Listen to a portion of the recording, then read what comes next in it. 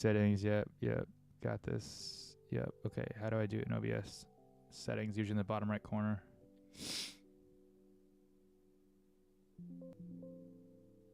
Oops. Oh, wait. Well, now I see it there.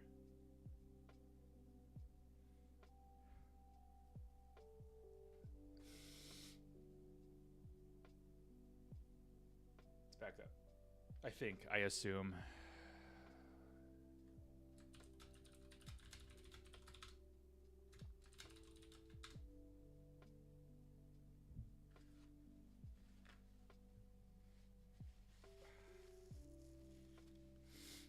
Who is Funnel Vision? Was I on their Oh, I think I was on their podcast. Hold on. Andrew's saying that Funnel Vision is outranking. Never mind the stuff on my screen here. Okay, Funnel Vision. Oh, wait. Jake Hunley. He says, okay. Funnel Vision. I want to be honest. I almost don't remember being on this podcast. And they also used a photo of me that was like 40 pounds ago. And then Penji, yeah, they outranked. That was a fun. They also used a photo that was 40 pounds ago. That was a fun podcast. You guys should definitely check out the Penji one. I don't know about the Funnel Vision one. I haven't rewatched that. I don't even remember doing that. Okay, can we? I want to get back to work here. I spent too much time worrying about YouTube streams.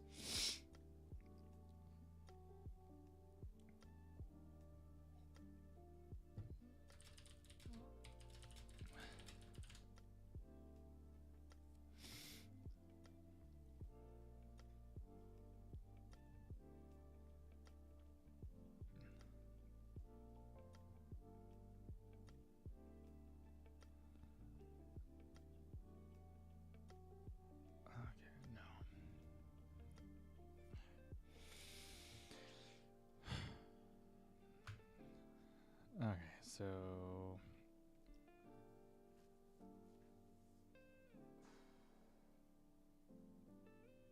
our cost is enhanced profile.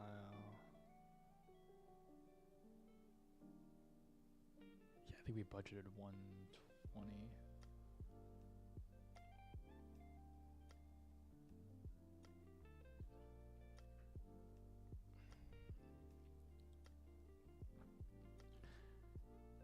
Yelp is so difficult. I can never remember like what we charge for it because we have cost of goods sold in Yelp other than ad spend, like the enhanced profile.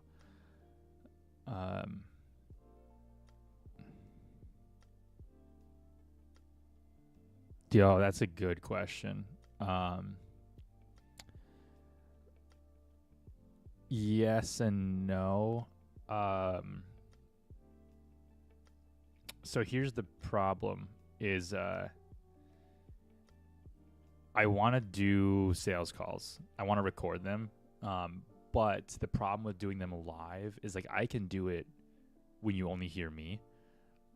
But like even if I have like, hey, this call may be recorded for quality assurance and training purposes, even if I have that like listener on there, I don't want to like live stream personal identifiable information from other businesses. I don't know what kind of nefarious people are out there, especially if you're coming from Reddit. Reddit is like a cesspool of people. Fortunately, in the r/agency community, people are super cool there. But I do want to record sales calls, and I'll probably put them in like a private community. And but I need to be able to review them and like bleep out certain information so people don't spam whoever's calling me.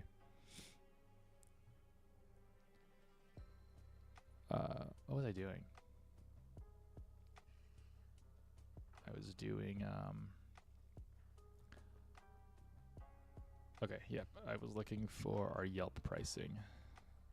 It's in our sales deck. It can't be in this one. There it is. Marketing services and pricing.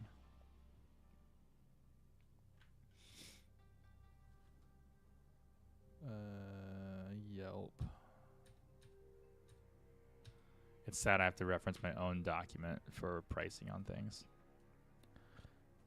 All right, this is $650 base management fee plus 5. Okay, it includes ad spend. This is bad. This is bad if I look at the pricing and I don't even understand it.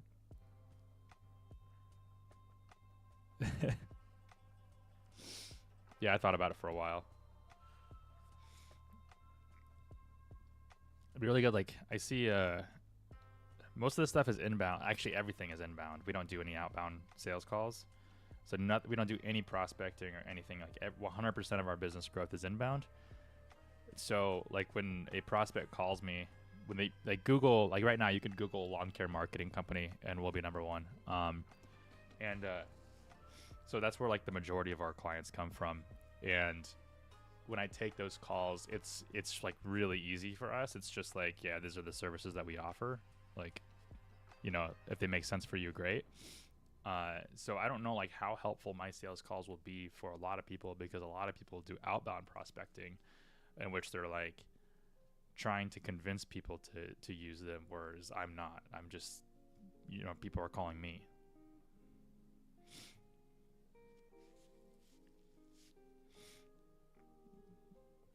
All right, so how much ad spend is included? So base management fee and additional location fee both include advertising spend. $250 for the first location, $180 for each additional location. Oh, okay, so we have $400 in advertising spend included. So $250 is the margin that we're doing there. We're back, AJ. Hopefully we get back on Monday with a better internet connection.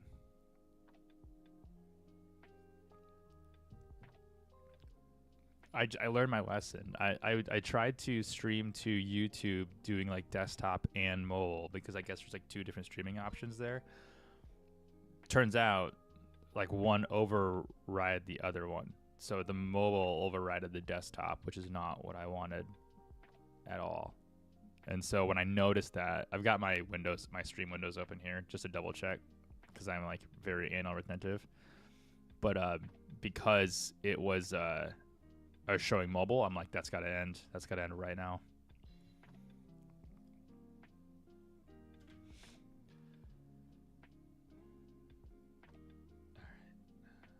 I don't know if you were on here, but I'm quoting Yelp to a client as like a line item, and Yelp, like the Yelp pricing, it just sucks. It's not like totally our fault because we're trying to productize it, but like Yelp gives you like really weird discounts, and they have cost of goods in there that aren't ad spend. Like they have like the enhanced profile cost, and the enhanced profile cost drops the more you spend on ads. So like it makes it really hard to productize in like a very consistent manner. So we have 250 plus 180. Probably just do the one location. We have 650, which would be 400 ad spend.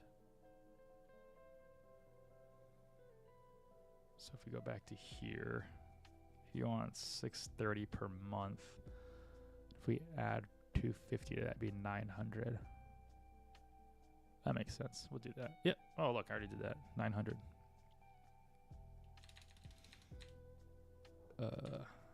This includes $250 minus 90. Oops.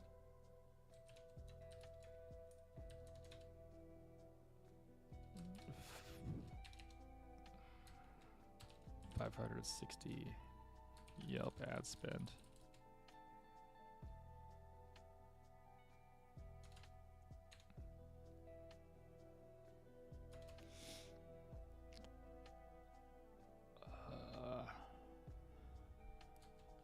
We can go with a higher ad spend on Yelp, but I am unsure of Yelp's success in the commercial lawn care and landscaping industry. Now, what we can do though is we can log into Yelp and we can look at their categories to see if they have, like AJ suggested, like a specific landscaping or like a commercial categories. Oh man, this is the wrong password. I have no idea what my password is. Can I continue with Google? Probably not. No. All right. We got to go to our password manager.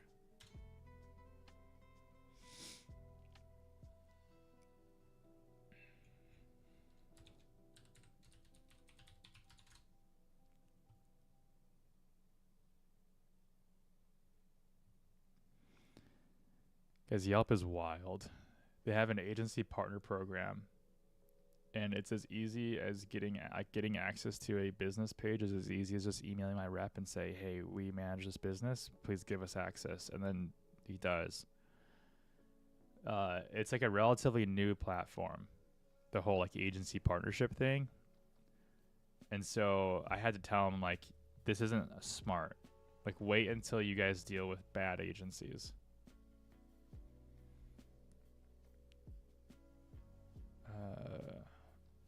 Search. We want Yelp.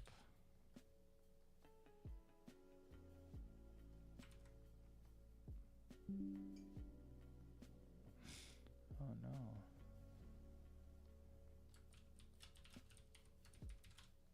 no. Okay.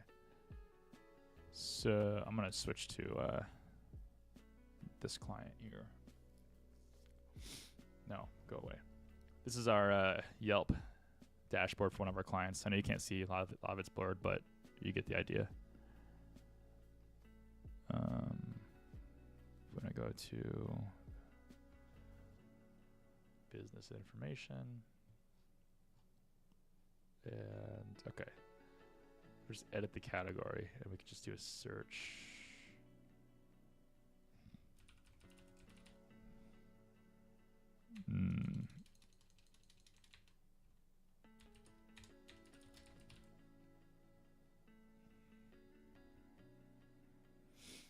I don't see commercial pop up.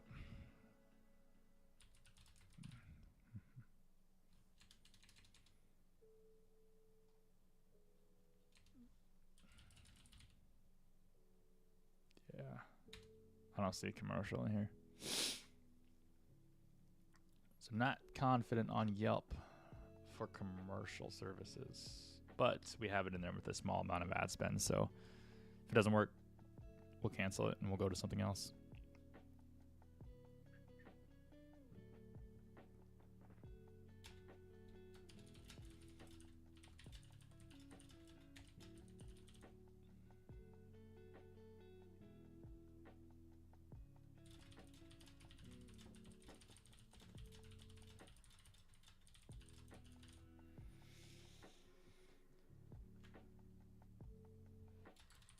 Our clients looking for residential.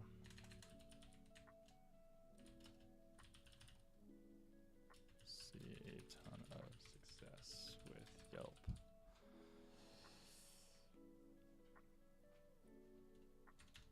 Oh wait, I should probably look up this company on Yelp before I recommend it, because if they got low stars or low rating on Yelp, I don't even want to offer it to them. 3, that's fine. We can work with 3.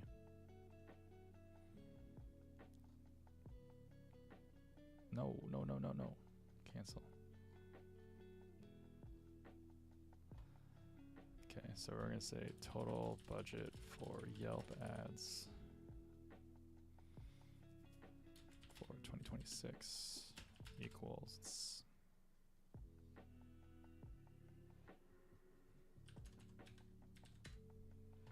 $10,800.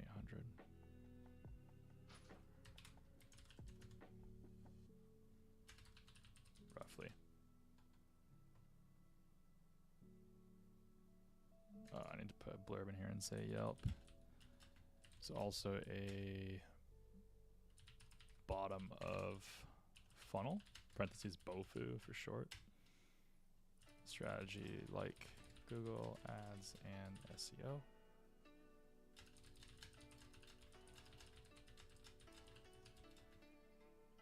Maximizing BOFU before moving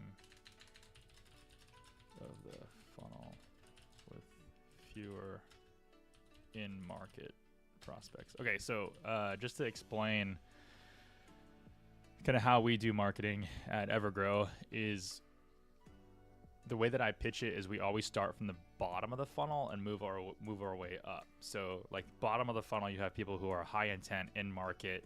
It's going to be your highest ROI. And that's like search. That's like Google Ads. It's SEO. That's Yelp. That's any other search engine you could think of. Bing, I guess. And once you maximize your ad spend there, you will move up that funnel. So like the next step might be social or email or whatever. But we start at the bottom and then move our way up. And that's how we can deliver services that are like consistently profitable for our clients and then prove our value as we move up that. Whereas like what we've seen, my partner Cody and I, what we've seen in other agencies is people kind of start at like social. They start kind of at the top of the funnel or with branding. But then the business owners and the clients don't ever see like direct results from that. So that can kind of cast like a negative perspective on the other services that you offer that they're not purchasing yet. And rather than trying to illustrate that value to them, for us, it's just simpler to start at the bottom, prove the value, and then realign expectations as we move up the funnel. But also, as we move up the funnel, in theory, the ROI at the bottom of the funnel gets even better. I could talk forever on that.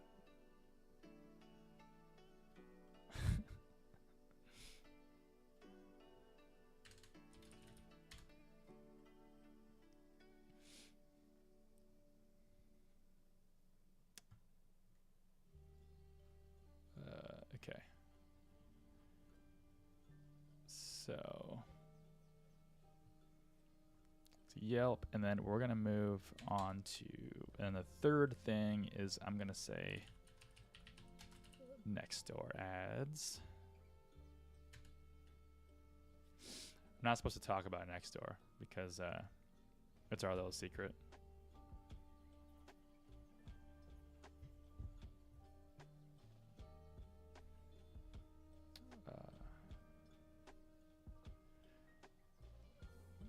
The budget $650 for the management. $650 management. We'll say 1,000 ad spend, and we'll do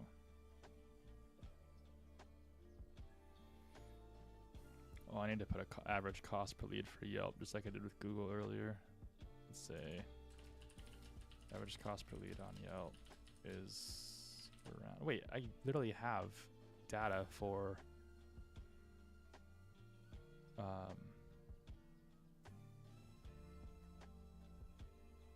the same market that this client's going to be in.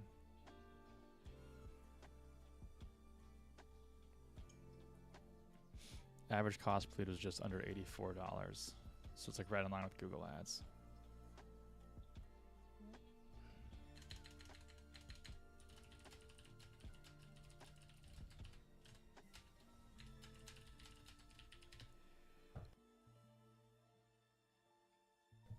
Sneezing.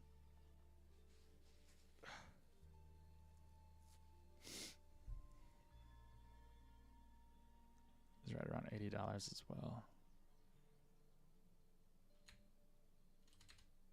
Just like Google. So we could probably expect about,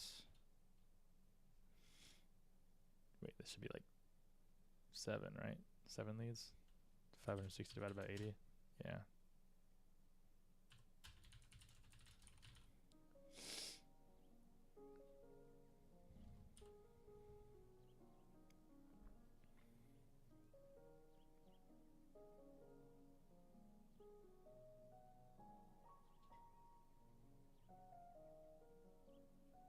Oh, Cody's on.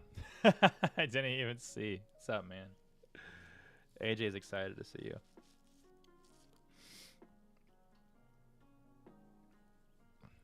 Cody's supposed to be doing family things, which probably means that his family's not as entertaining as watching me work.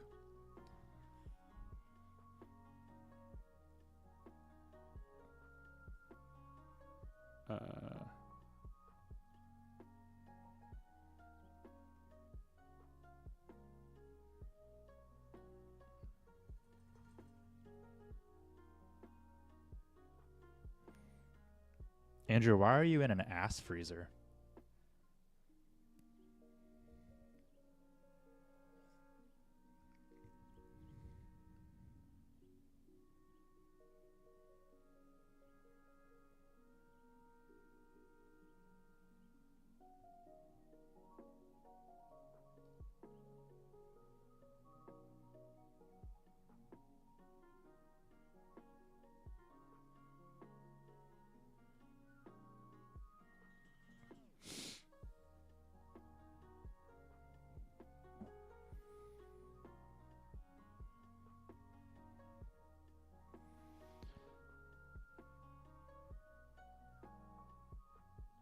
Okay.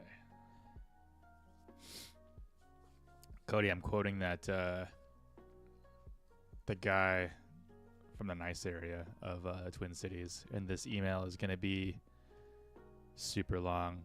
So I told him like everything that he wanted to know over the call in another email previously, and then he didn't understand. So I'm saying it all over again in a different, more organized way.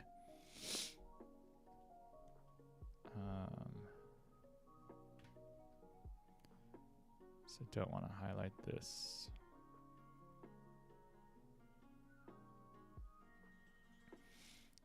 $650 management, 1,000 ad spend.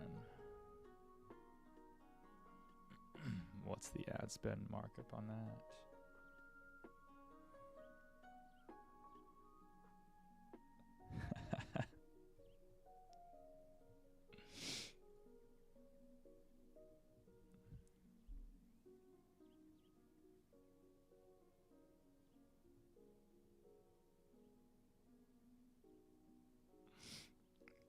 It's probably true.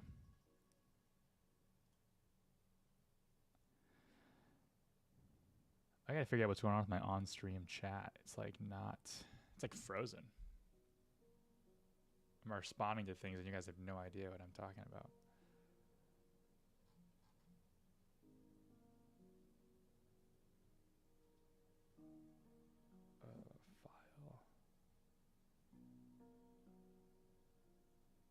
File. What if I close it out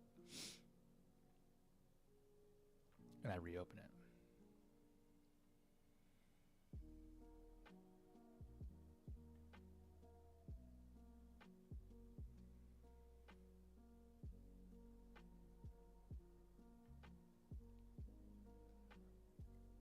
Oh, that's why. Okay.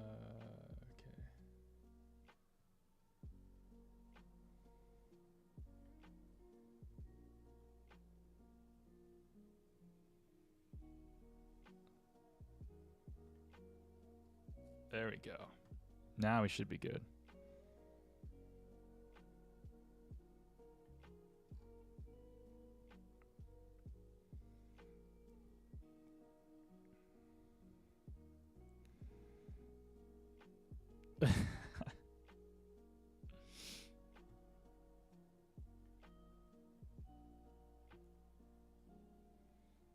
AJ, when do you get to quit and just focus on your agency?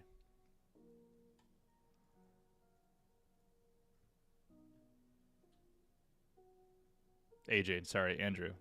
I don't know why.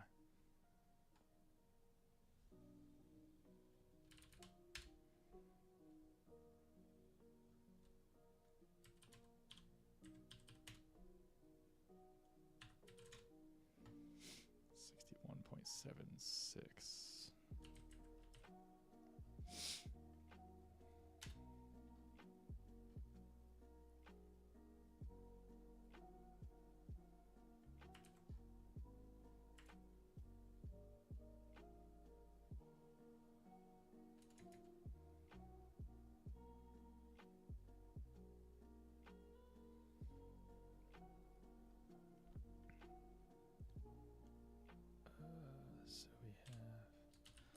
See, Nextdoor is the social platform we prefer for this industry.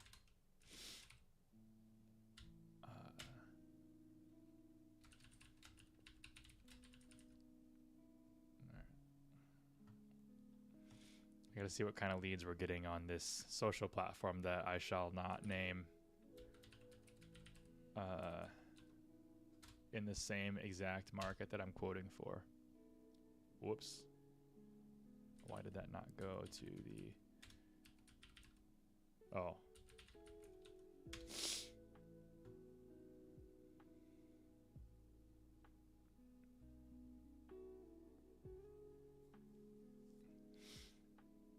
No, thank you.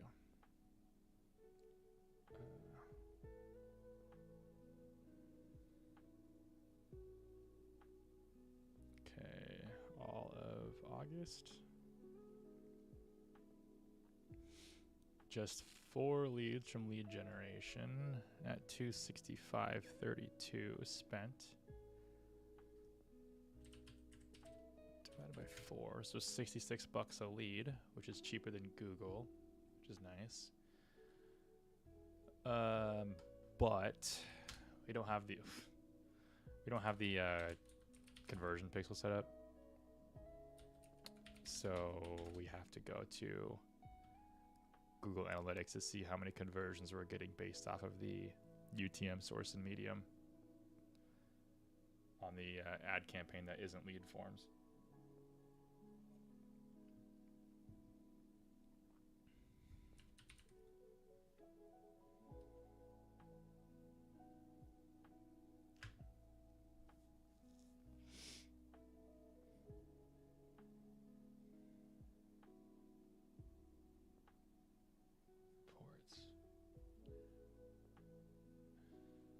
I miss Universal Analytics so much. Like, I go to bed at night wishing it would come back.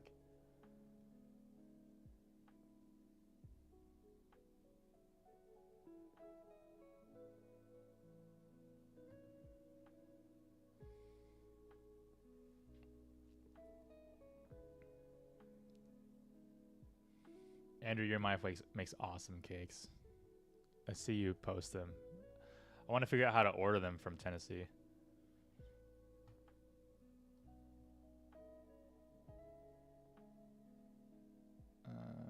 Okay, so we need to change this to source and medium. And then we can see that we got in August.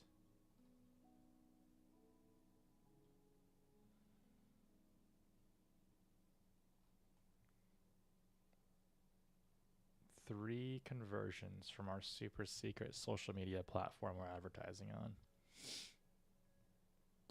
But 3 conversions off of $101 for the website conversions campaign, which means that's only like $34 a lead. So in total, we have 7 conversions off of how much spent? 366. So 366.80 divided by 7, $52.40 per lead. So what I can tell this client who's in the same market, I can say we're seeing leads for around $55 each.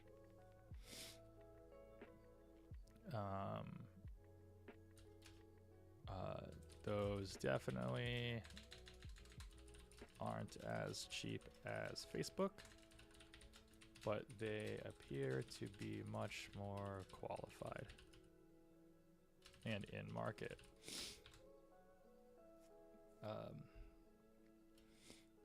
I sent you one of our clients just got an HOA lead from here yesterday. The ad spend on this platform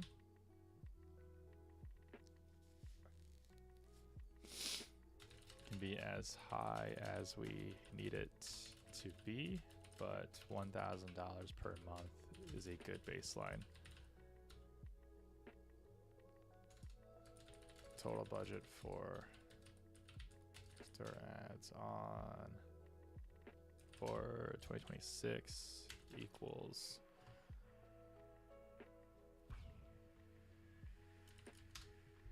calculator. We're doing 650 plus 1000 plus 61.76, 1711.76. Oh no, times 12 months. 25 for 1.12. Roughly.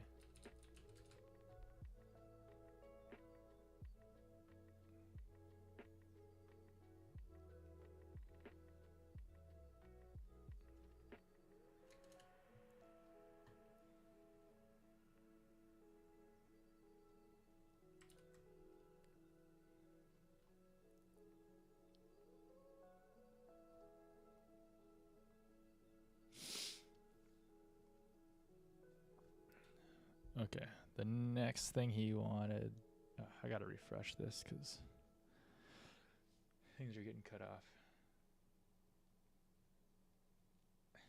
Hell yeah, Cody, this was supposed to go live like an hour ago, but there was like issues with connecting to YouTube. It was live on Kick and Twitch for a while, but yeah, go get brunch. Everybody else, I want to get up for like 2 seconds and get some more coffee. Be right back. Yikes.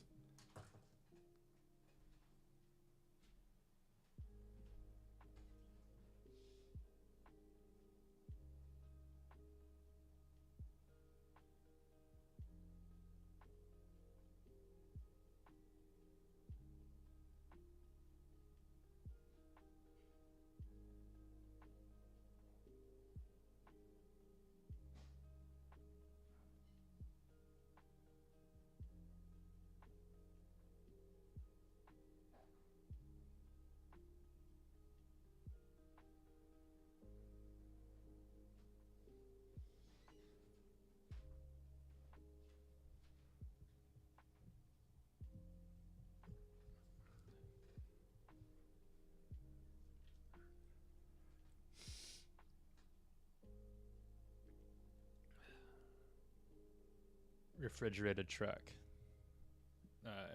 Andrew. Just kidding. It's not practical. I'll just have to come down there, man.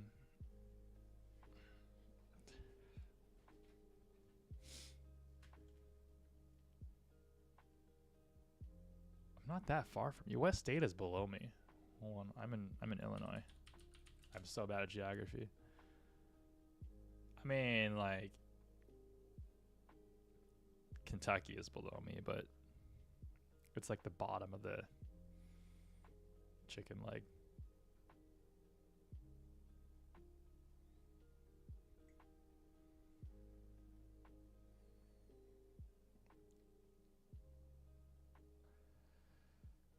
Okay, what am I doing?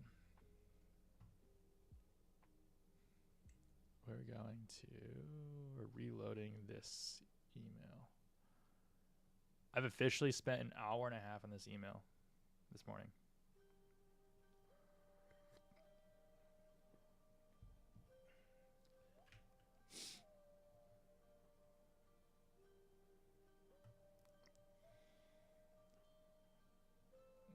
Okay. Analytics.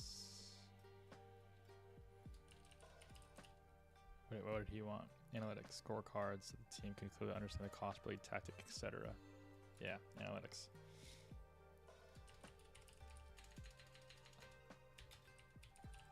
An aggregated analytics report is included every month. It shows the average cost or the number of leads.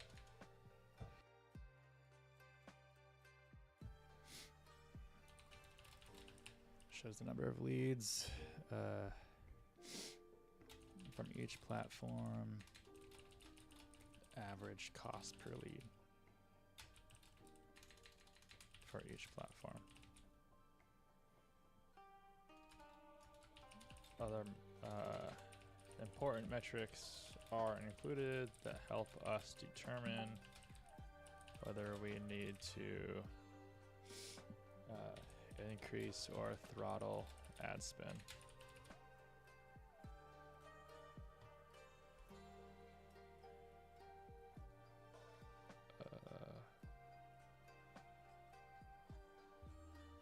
Why did it do that? This report can be sent to any number of recipients.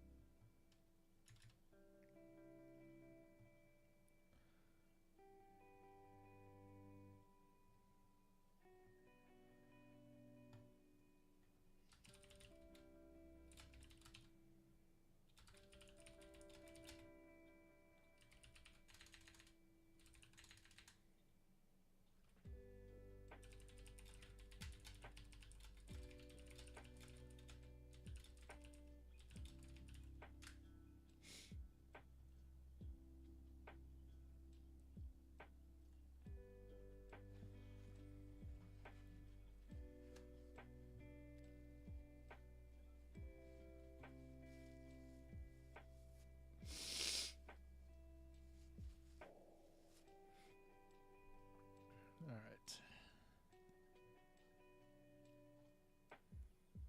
Analytics.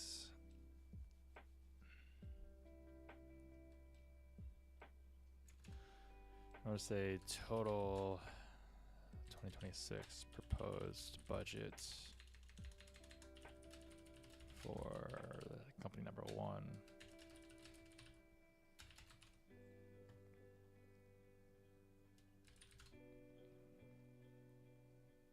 is 38,611.68 plus 10,800 plus 2541.12. How do I do the wavy equals sign? That's what I want.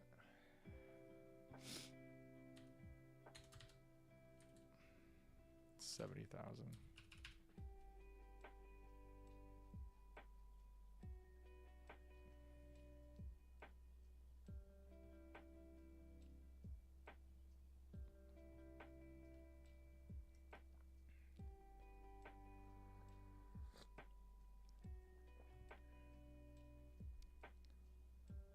Put an asterisk there and say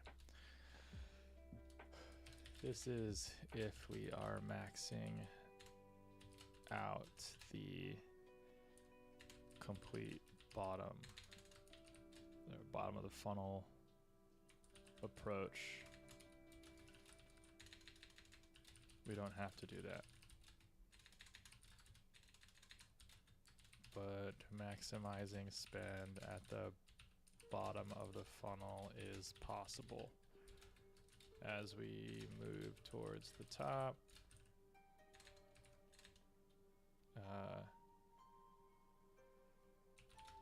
You lose those ceilings.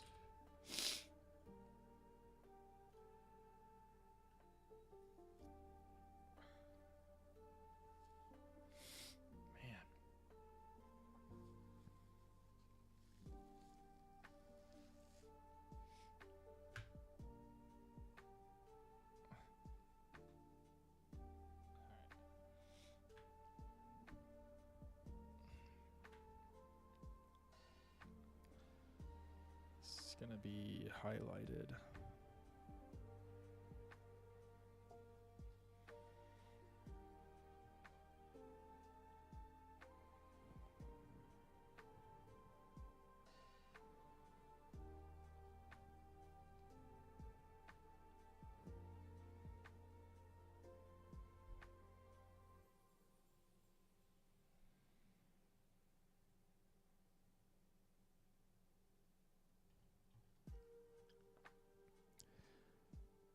Okay, so now we need to go to the other company, which is It's a pool company. What is it?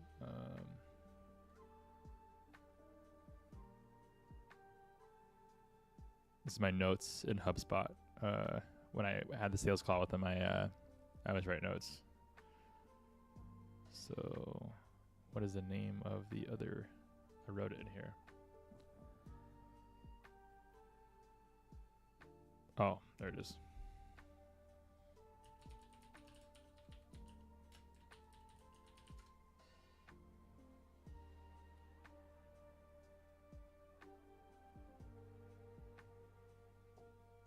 Okay, I would want to rebuild this site.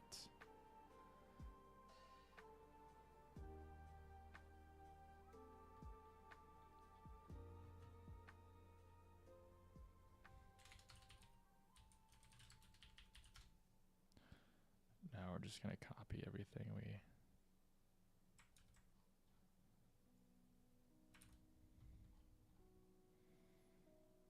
Okay, startup costs.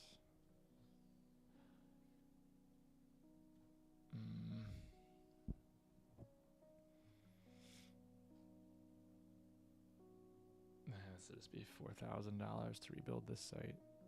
It's not going to be that difficult. There aren't really a ton of services in like pool construction. Like I guess there's like, yeah, new construction, pool repairs, renovations, swim spa installation. Oh, they have fountains too, plunge pools, in-ground pools. They have pages for these. I can click them, but they don't go any. I just goes to the contact page. Why does this one go to a location page? That's weird. Okay. This is like really bad SEO. This is like fountain installation goes to fountain installation -MN for Minnesota. Swim spa -MN. This goes to pool repair renovations with no geo modifier. Well, I see 6 service pages on here that should be created that aren't here.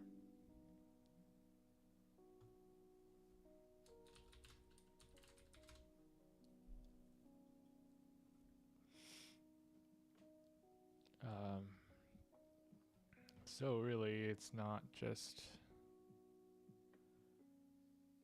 4,000. It's actually a little more than that.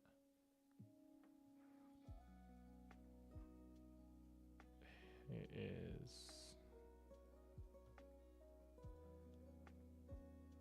gonna be 4,000. Oops. Yeah, plus 1,200, 5,200.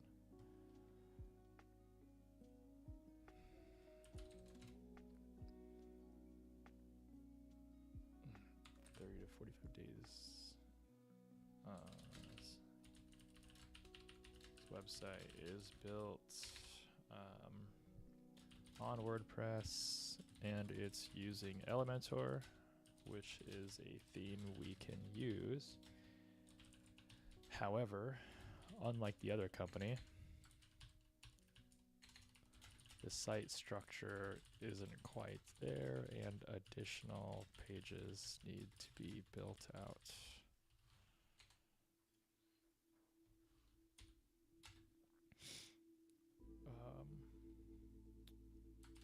There should be a service page for every service listed.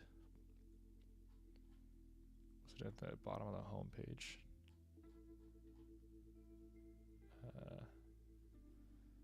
At the bottom of the home page under Swim and Luxury.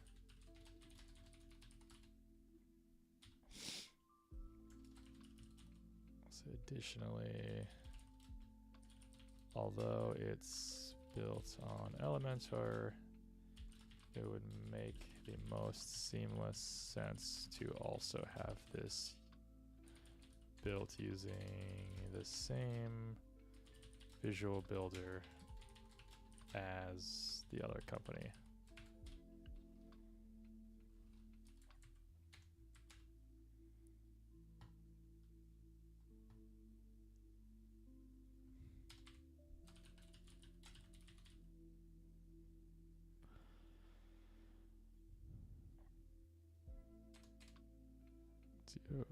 Add account creation.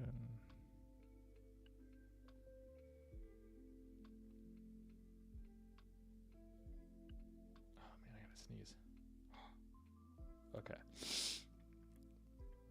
So now what we need to do is we're comparing a lawn care and a landscaping company to a pool construction company. And the difference is like I roughly know lawn care and landscaping search volumes for this area, but I don't really know pool construction, so we need to do a little bit of keyword research. And for that, we're just gonna go to Google Ads.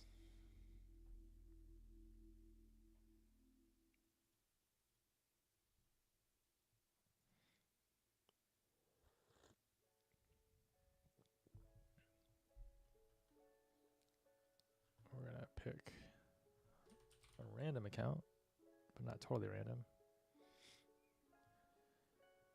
Go to keyword planner. Discover new keywords. We're gonna type in pool construction and maybe pool contractor.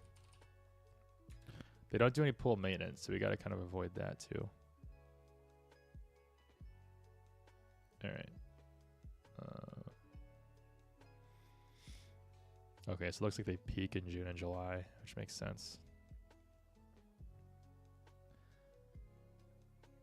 What is this pool? Pool companies near me. So pool company is a big one. Swimming pool companies. Pool contract. Pool builder is another one. So let's open Google Ads up again and compare it to lawn care. And so basically what I'm going to do is take like the lawn care and landscaping search volumes and then use pool companies and contractors and those keywords as kind of like a ratio of like if 50,000 people are searching for pool companies near me throughout the year, then and like there's 200,000 searches for lawn care and landscaping, then that tells me that the budget for pool companies needs to, or for the pool company needs to be about a quarter of the lawn care and landscaping.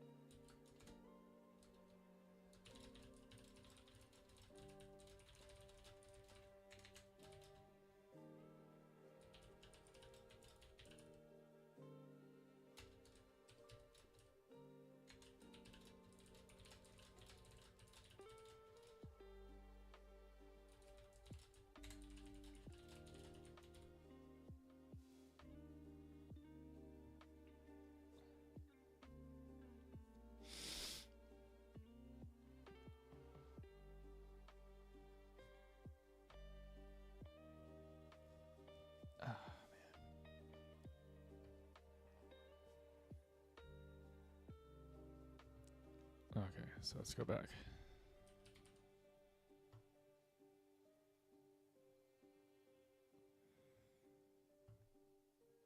Okay, we're going to do landscaping and we're going to do lawn care. Get results. Let's switch this to just Minnesota. So I know like what some people will do is when they do keyword research in Google Ads, they'll do like the very specific service area for a service area business to get volume. But the problem with doing that is that the volume gets so significantly low that it's just not statistically significant. So usually what we do is we just get like general like volumes of keywords for the entire United States and just use that. And generally it's pretty accurate for like even a smaller service area and just like a certain state. But what I've been doing, if the state has like some bigger metros, then I will just do the whole state, even if the service area is just like one metro. But that just gives me like a better like regional output. The problem is like when you start doing like keyword research for local businesses in like Wyoming, like the volume just isn't there to get any sort of good data from. So we want average monthly searches.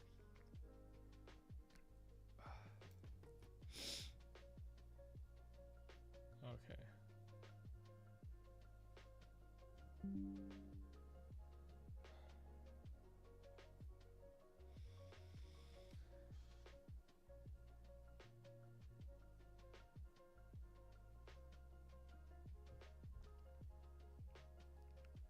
So landscaping is about 4,000 searches per keyword. Let's take just the lawn care and see where we get from here. About 2,500 per keyword. So it's like 6,500, whereas pool contractors and companies is like 600 per keyword. This is like real rough estimates. It's probably a lot more, honestly. So yeah, I mean, there's a lot more variations in lawn care and landscaping. But even if we just take the 600 and we just say by like 6,600, it's an 11th of the volume.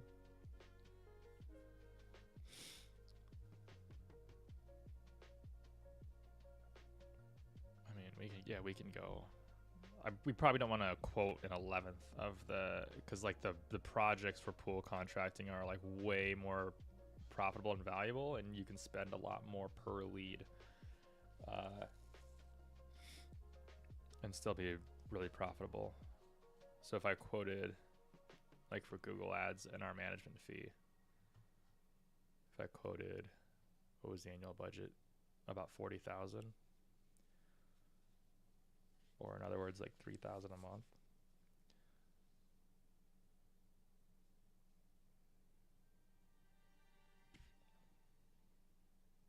Probably won't even do local service ads, probably just regular search ads, I think.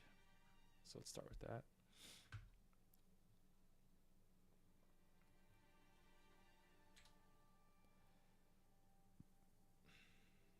The average spend on that's probably gonna be like 1,000 a month. It's gonna be low.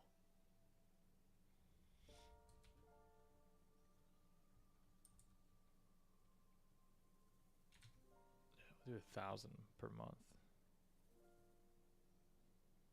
which means our margin on the ad spend is going to be 350 divided by 0.85 minus 350, 61.76.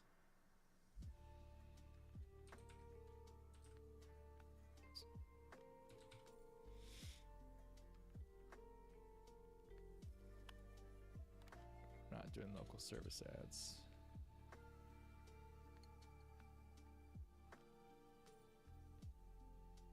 I'll say the search volume for pool companies and contractors is a lot lower than lawn care and landscaping. So we don't have to spend nearly the same amount.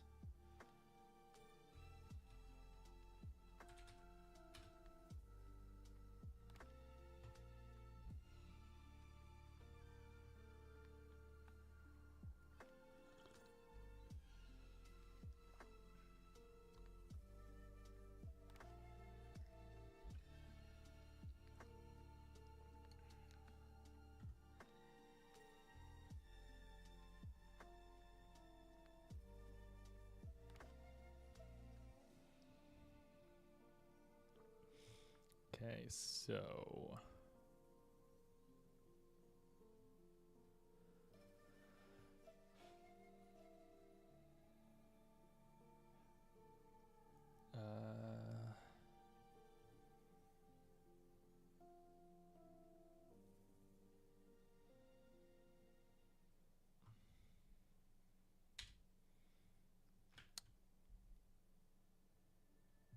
think what's the cost per click on it? Okay, so we got 2.8 to about $15.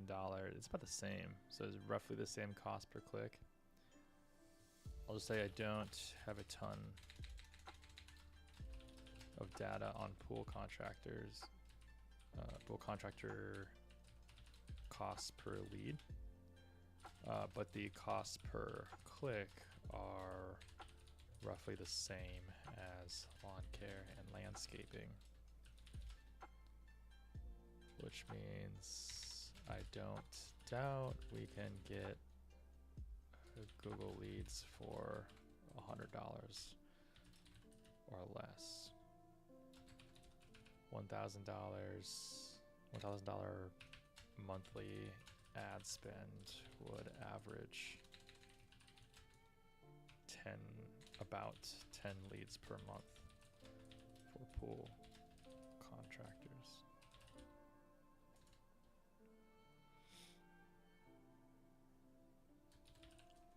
However, based on your project size, I know we can afford a much higher average cost per lead.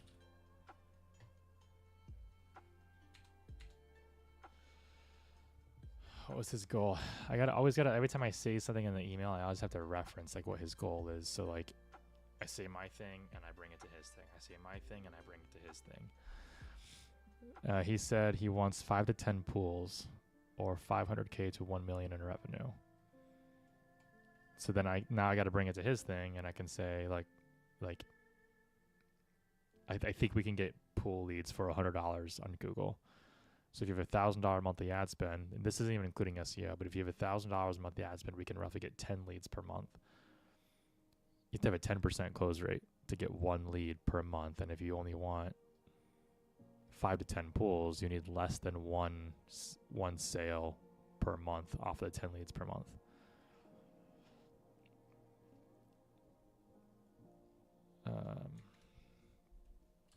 If you're looking for 5 to 10 pool sales per year, that's selling 1 out of the 10 pool leads I think we can generate just from Google Ads without SEO included.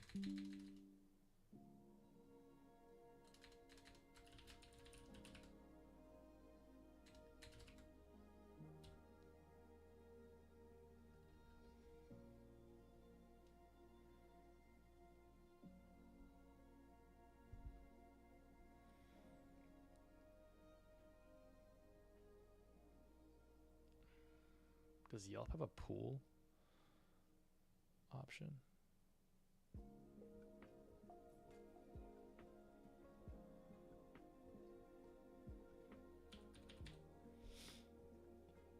Pool cleaners,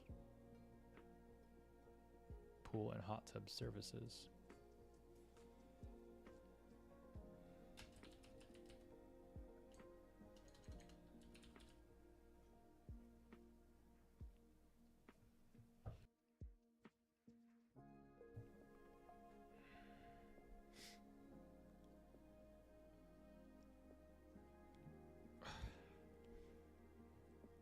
So what are we looking at? We're looking at 1650 plus 61.76 times 12. We're looking at 20,541.12 roughly.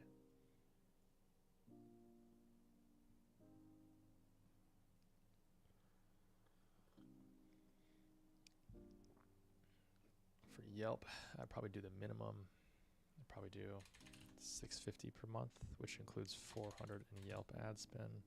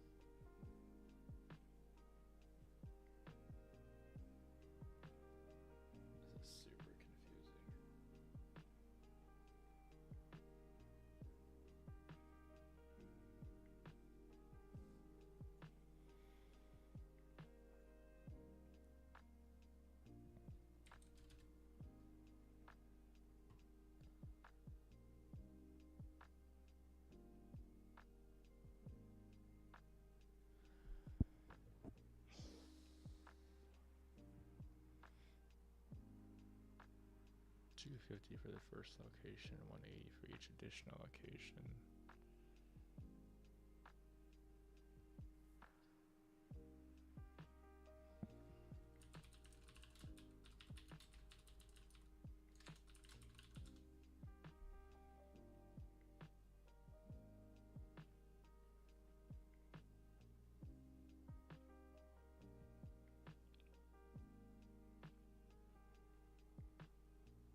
Unclaimed. We can work with that.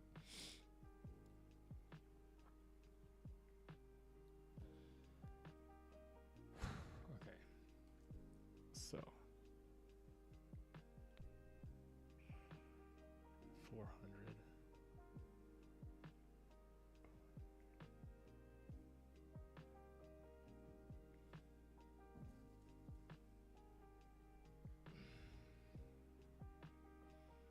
I hate Yelp pricing so much. It just makes no sense. Yeah, okay, 630. I see.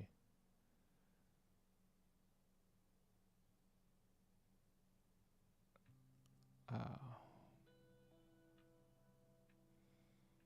I see what I did.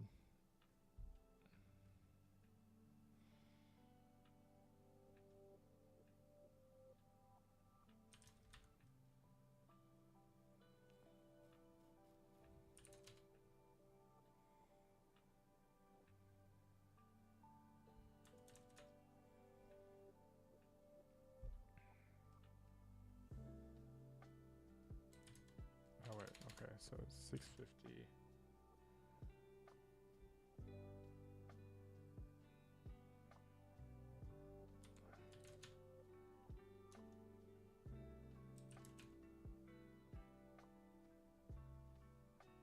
What?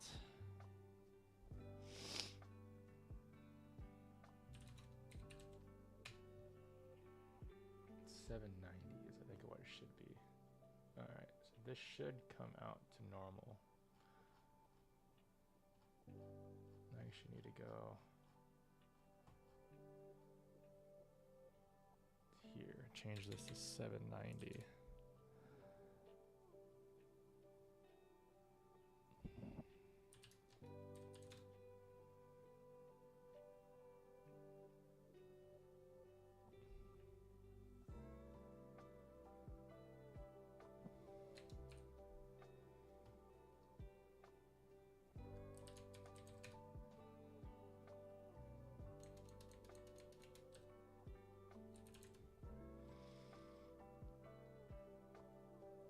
Refresh this.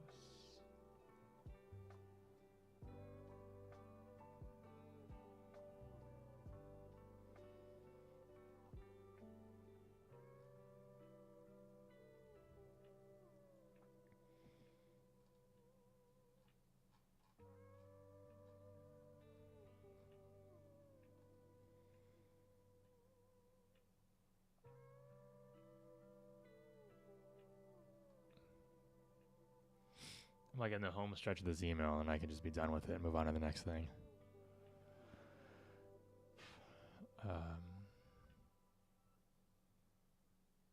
Okay, Yelp ads. So 62 month, 400 on Yelp spend.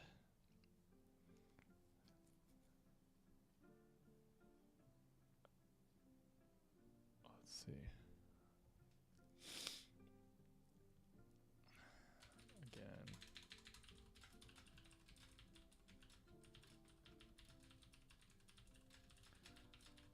We're on Yelp, so we don't need to spend near as much as we would on the lawn care and landscaping side of things.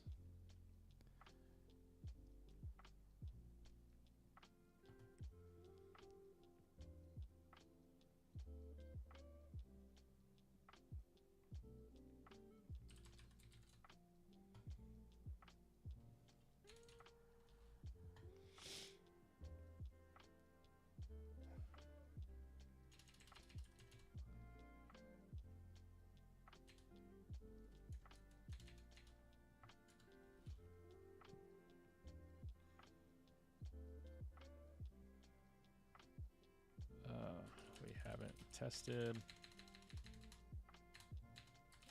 don't have data on pool contractor leads on next door.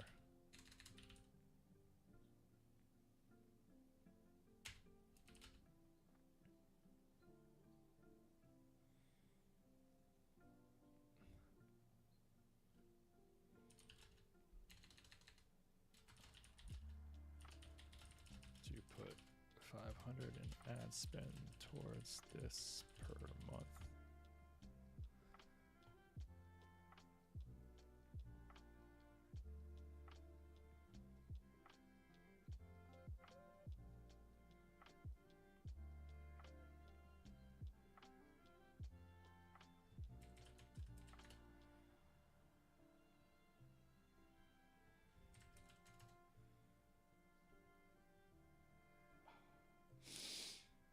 Oh, but we're not doing pool contracting in the winter though. So really none of this is going to be happening in the winter. It's going to be like nothing.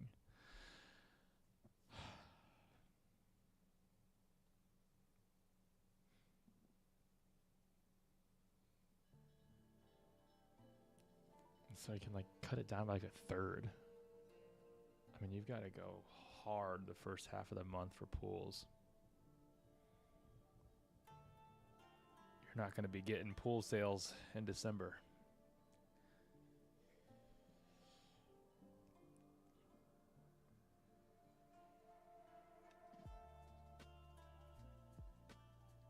This is seriously going to rewrite what I'm talking about here.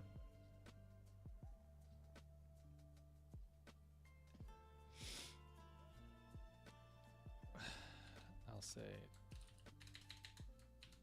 this is if we ran the average. Man, I don't know. It's $1,000 a month on. I mean, I bet it's gonna be less than that. Like, it's probably gonna be like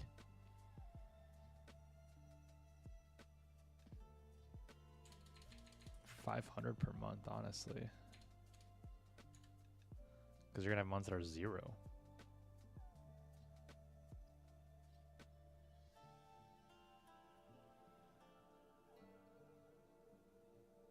Straight up pausing, which should mean this would be the same here, 13,800.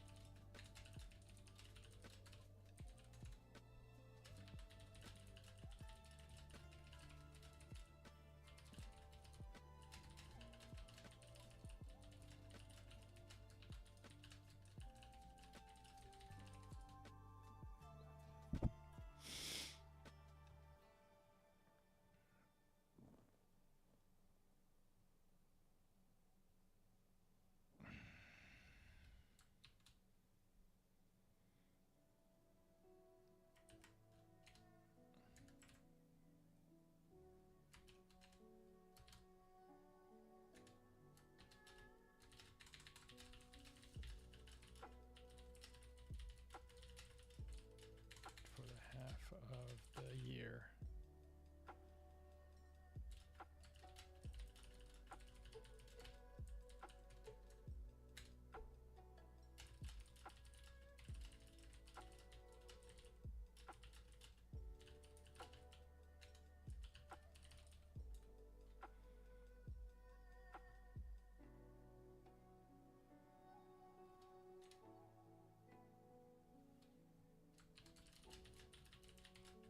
This is probably an overestimation because I can see us pausing this service for half of the year.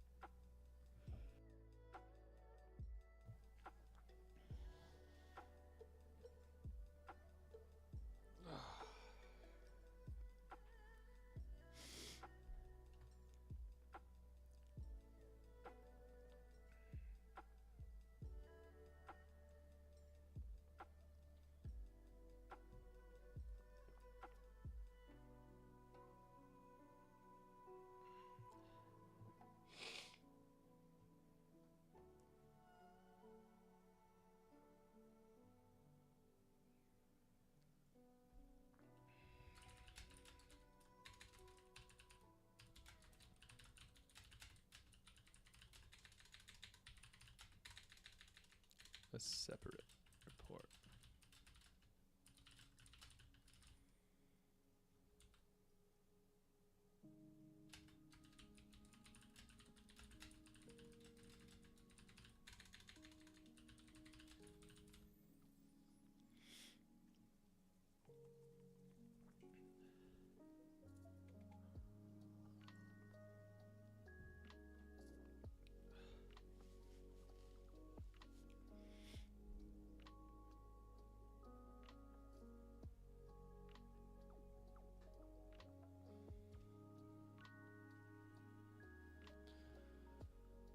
Okay, so for the lawn care and landscaping company, for 2026, we're looking at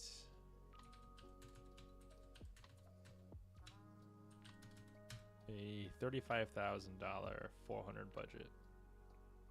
So it's about 35,400. But for the landscaping and lawn care business, oh sorry, I think I said that backwards. The pool company is looking at a budget of $35,400. The lawn care and landscaping business is looking at a $70,000 budget, so double that.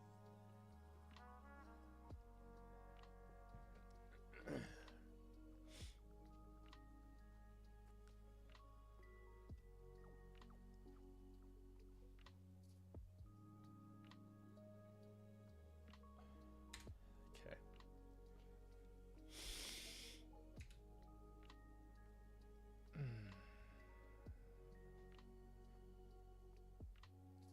All right, we're gonna say we need another header here. It just says like goals and expectations. Say I'm confident we can hit your goals using these tactics for both brands.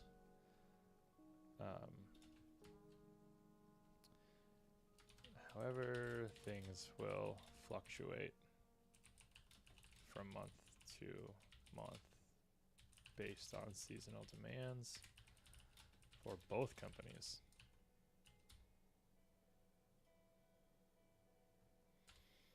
It is our responsibility to monitor that and report that to your day-to-day contact. I'll say stakeholder. Sounds more professional.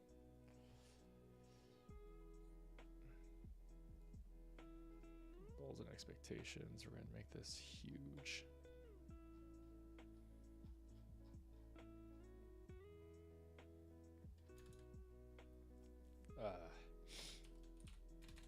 The budgets listed above are for the total 2026 year. The startup costs would be for this year.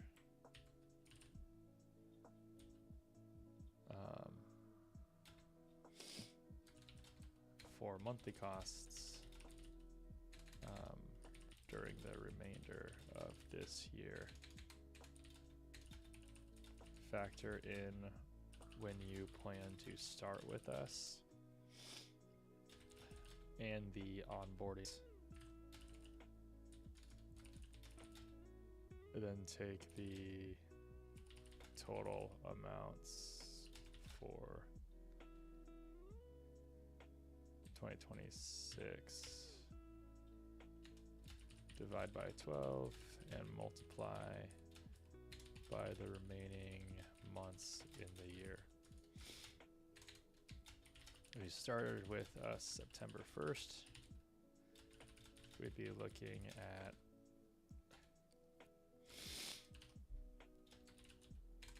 lawn care startup 1,500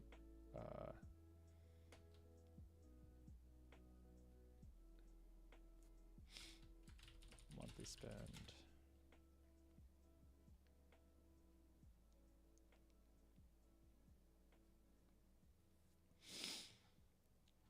What was it, like 70,000? Yeah, 70,000 divided by 12 times October, November, December, times 3.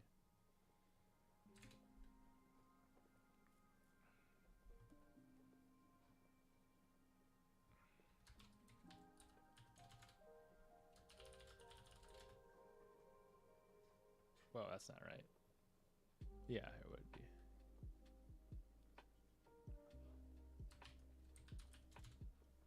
Monthly spend is 5,000.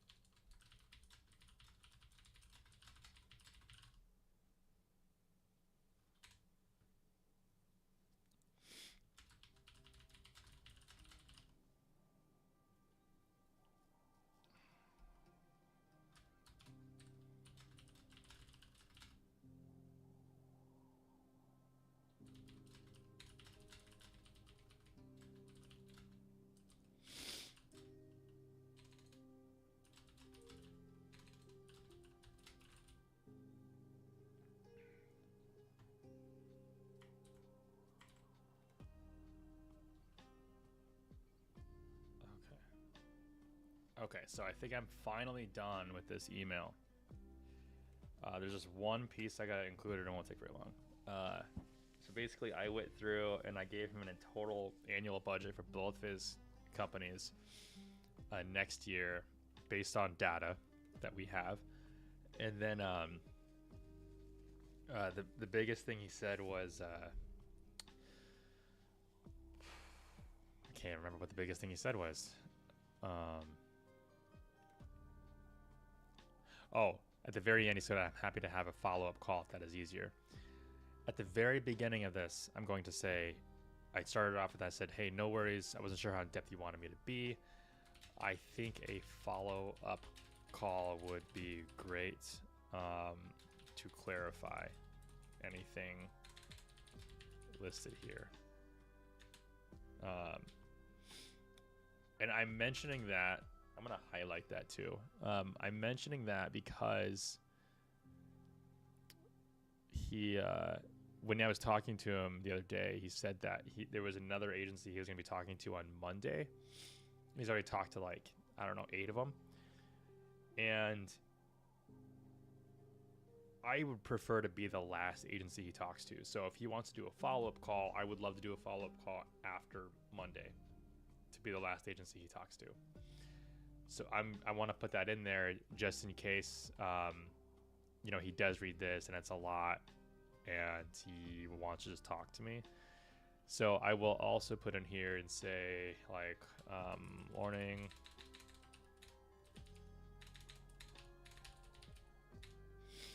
This is a long email, but I formatted it to be more easily readable. Okay, and we're gonna send it. Hopefully it's good. Oh, finally. That's done. Okay. Now we can actually do other things that I wanted to do, like go through emails. So, no. Delete. I don't know how you guys are, but I and Cody, my partner, we both use our inbox as our to-do list. So we are inbox 0 people. So I've got 42 action items in here. Except a lot of these are ClickUp notifications, and then they're yeah, their ClickUp notifications, and I have all the lead forms from our clients' website sent to us or sent to me, just so I can review them.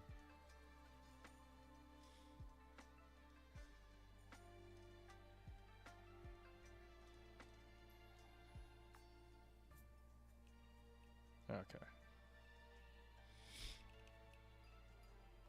Getting kind of hungry though.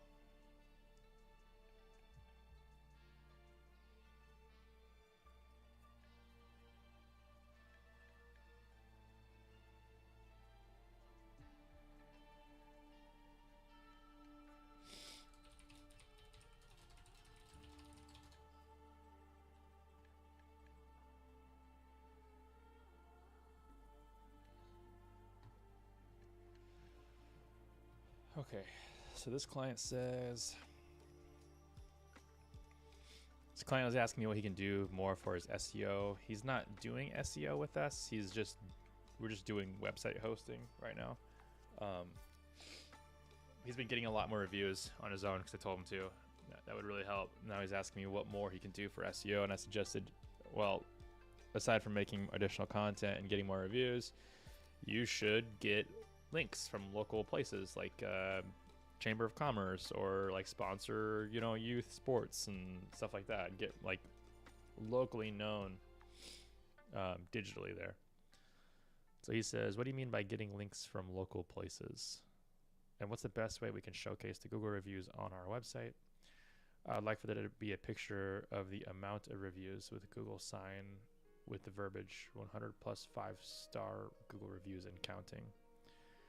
I feel like that's really impactful if people don't find us on Google but visit the website. I want to be very obvious when they first land on the website via desktop and mobile. Okay.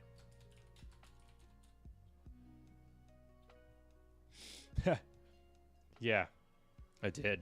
No. I have like, I don't know if you're like commenting on like the rubbing thing. I have like really bad allergies today. I have no idea what the deal. I took a Zyrtec, and I'm hopefully gonna be better. How many hours do you usually work per day? All of them. I get up around 6 a.m.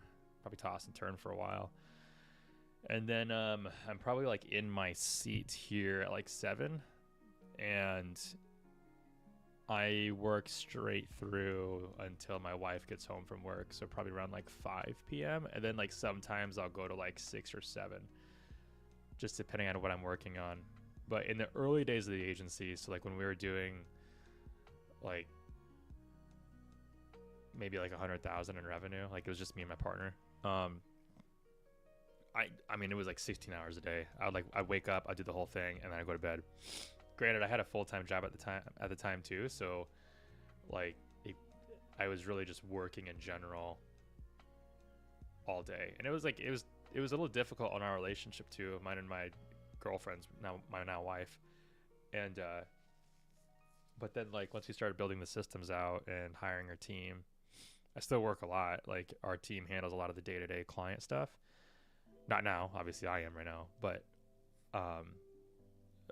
Cody and my partner and I, we do a lot of like R&D and looking at new services to sell and like quality control and just like finding other revenue item or line items to go through. So I've been like really diving into building an AI call receptionist for our clients. And that's because a lot of the services that we offer are like lead focused. So it like Google local service ads is a really good example. Google will punish you if you don't answer those phone calls and if you don't manage the actual Google local service ad platform. So we were upselling that service to our clients, and then they weren't answering their phone. So it was like, well, how can we even sell this? And so I started diving into that AI kind of admin front desk thing, and I've been working with call tracking metrics on building that out with them, and it's so far it's going really well. I worked out all the bugs, and Once we can have that, then we can upsell that as like an add-on to the service, so they can actually use the service and actually get good results from it. But like that's just like one example. There's tons of other avenues we're going down. And then as you can see, we also have the Agency Growth Podcast back here. So that's like a side project that Cody and I do. Just kind of talk with other agency owners and then just talk about agency life in general. So how much time do I spend working? It depends. It's like split between Evergrow, which is my agency, and then the podcast as well. And the podcast makes zero money, so it's a lot of work for basically nothing, and it's just because it's fun.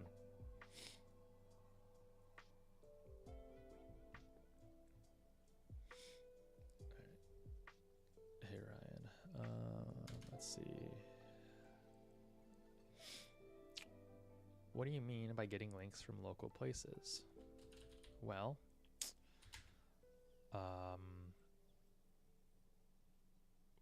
when I'll just say like when I'll say, well, your local chamber of commerce is a local place.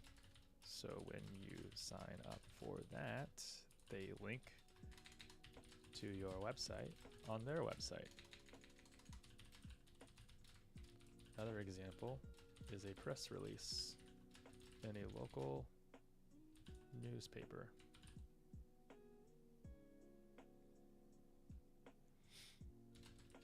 A third example could be sponsoring a Little League team. All right, next question. And what's the best way we can showcase the Google reviews on the website? Okay, we can just type the review out on the website. However, technically, that's against Google's policies.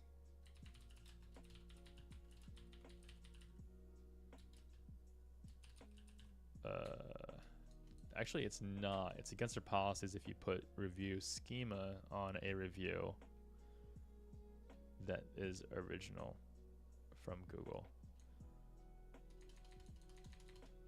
We can also use a review plugin that automatically pulls them in.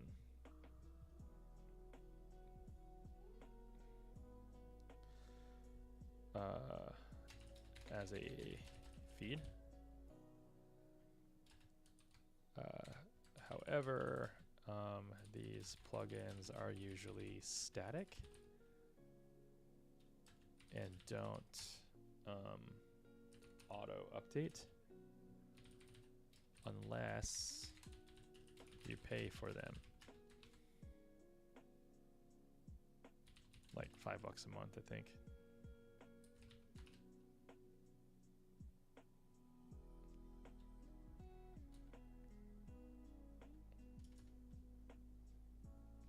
As far as the review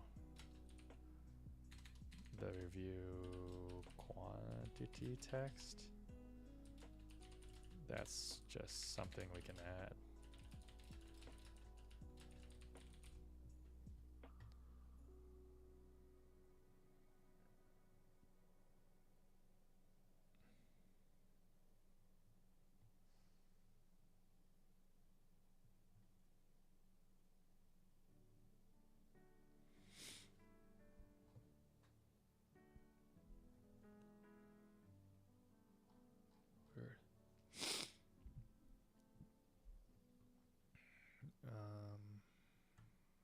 I think I have an example of this for him.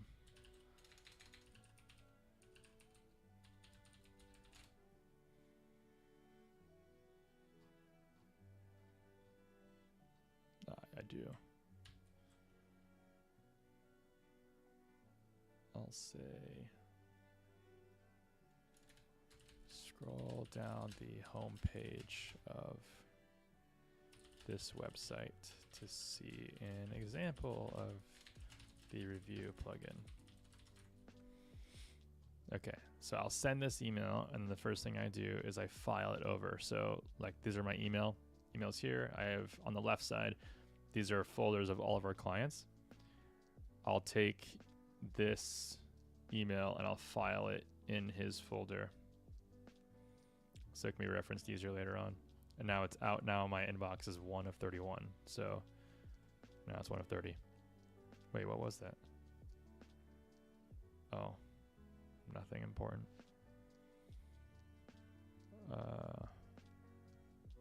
Okay. I should work from the bottom up and handle all my older clients' requests, but it's Saturday and I feel like the majority of them aren't working anyways, so I'll get to all of them. She says, hello, wanted to check in now that we're approaching September about a marketing plan for the fall. I have 2 more postcard mailings going out before the season ends and want to capitalize on the last upswing of inquiries that could come. I was also wondering if you have an idea of how much you would like me to invest for 2026.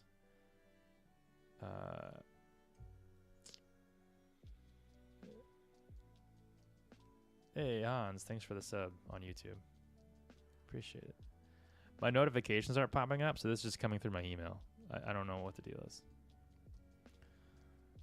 So if you're subbing to Kick or Twitch, thank you, but I have no idea. Okay, let's go back to this client. I can work it into my overhead. I don't like it when clients say that, when they say they can work it into their overhead, because it's like it should already, like your marketing budget should already be there. And if you have to work it in, I'm not a fan of that, just from a business perspective. Anyway, let me know when you're free to chat. I have a bunch of content to upload for galleries, and we'll finally verify my Google listing in the next week or so. Okay. 2 more postcard mailings. Upswing of inquiries that could come in.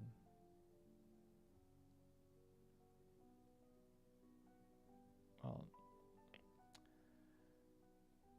I wouldn't touch Google Ads. Oh, I don't know what's her budget at. Okay, so we have. It's kind of shocking how much agencies still run off of Google Sheets, and we do as well. So like we have a Google Sheet called the Master Overview that's taking forever to load. But this sheet is basically all of our clients, who's the strategist on them, the management fee for each one of them, and then all these other columns like the different services that they're on, and then also what the ad spend of those services they're on are.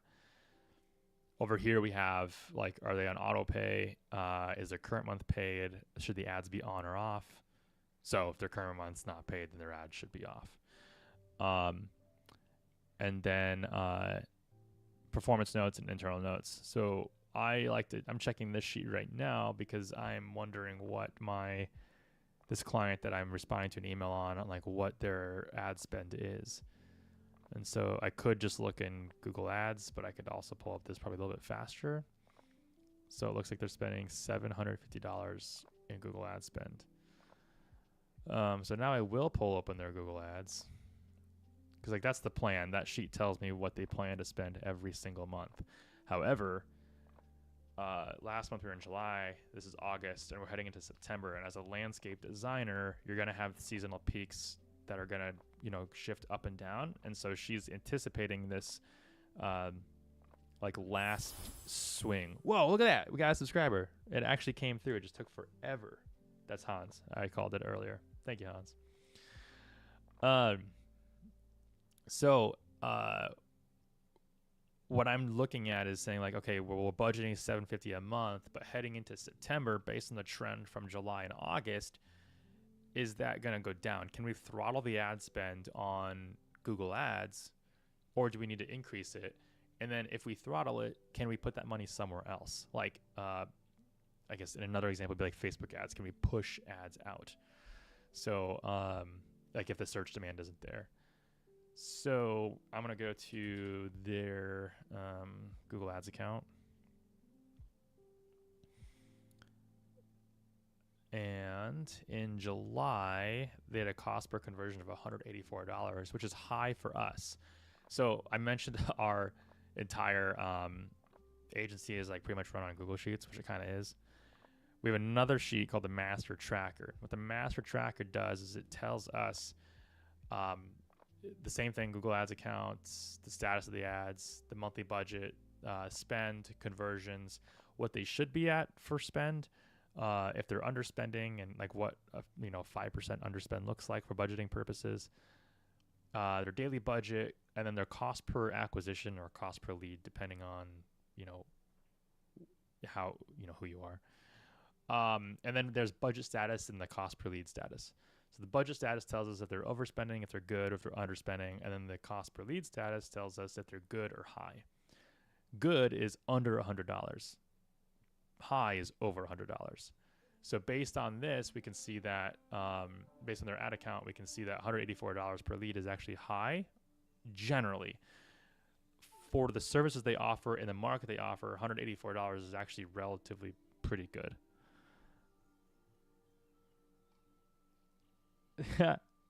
Michael, I appreciate that. That'd be cool. I really I don't know if we're going to get 100,000 subs, but that would be cool. It'd go to my head for sure.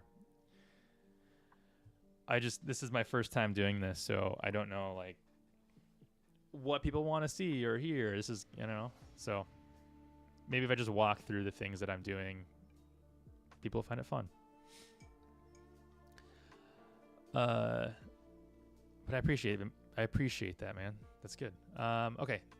So that was July. Let's look at where we're at for August. So August, oops, that's still there. So August, 445 spent of that $750 so far. This kind of looks like we're pacing a little fast. So because we're supposed to spend $750, we're like halfway through the month and we're spending more than half. So if I look at in the master tracker, $750, this is $432.87, which just tells me that Lisa at the ad strategist updated this yesterday. It is marked as overspending over here. It's red. I don't know if you guys can see that because of the blur, but the CPA status is good. So the cost per lead is with 6 conversions at $445 spent. That's $74 per lead, which is great.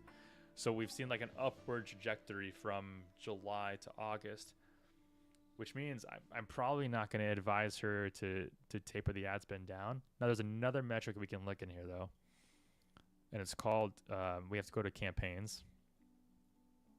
I know it's a little blurry, guys. Like that's intentional. I can't give away like client information. Not because I care, but because my clients probably care. If you ever do like training calls with me, like one-on-ones, I have a couple of people who do this. I don't blur anything out because it's just one person. But when I'm live streaming, I can't control who's watching. So in here, oh, I hate this.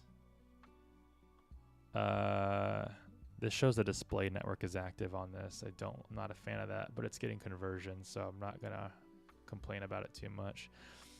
So generally we have the display network off and the search partners network off when we're running ads.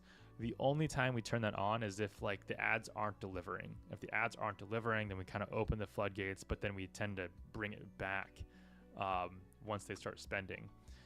However, our cost per conversion with the display network on right now is $41. So like, I don't have much to say about that in terms of like criticisms. What was I going to do? I was coming in here and I was going to look at the impression share. So, in campaigns, I go into modify columns. I go to competitive metrics and I look up the search impression share, search lost to rank, and the search lost to budget. So this is going to tell me in each of these campaigns how much more we can spend or if we're kind of hitting that peak. Just looking at the total down here, our search impression share is less than 10%. And our search loss to rank is 78%, and our search loss to budget is 15%. The safest thing to do I can tell our client they can triple their budget essentially. They can go to they're at 750 now. They can go to 2250. And in theory, their cost per lead would not change at all. Um, it's when your search impression share loss to budget is 0. When it's like 0% and you're losing entirely to rank, what that usually means is you're losing entirely to um, your how much you're paying per click or your bid. There's other things in there like landing page quality score, things like that, but we're assuming that all that is relatively optimized. So we can triple our budget and we can maintain that $74 per lead. But if our client can afford $300 per lead on the design projects that they're getting, I could technically say, hey, you can like quintuple your budget. Your cost per lead is going to go up, but you could still be profitable. At Evergrow, we really like to keep things under $100 regardless of who it is, like $100 per lead. So I can tell my client, like, hey, we can double your budget easy. We can go to 1,500. And that's the other thing too, is like, I'm trying to be respectful of our clients' cash flow and our clients' budget. So I don't want to go back to them and say, yeah, triple your budget. Let's do 2250 instead of 750. That's kind of a sticker shock, even though I'm telling them how much they can increase it to. So what I'm going to do is say, look, you have the room to double your budget. We can even go higher if you wanted. And then I'm going to suggest a service that we're testing, which is next door ads. We've been seeing really good results with it, but we're testing it right now. So I'll go back and I'll say, and again, like I get super long-winded on my email responses to my clients, but I'll say, hey, client, of course, your cost per lead with Google Ads in July was $184, which isn't terrible given your contract costs, your contract values. However, oh no, not however. However, your cost per lead with the same budget in August as July is $74. I'll say like indicating a seasonal uptick, which it kind of is. I mean, that's kind of a guess. The other reasoning is that I think like July is still within like the first 3 months of this client working with us, so like it's just like an optimization period too. So same budget in August as July is $74, indicating a seasonal uptick.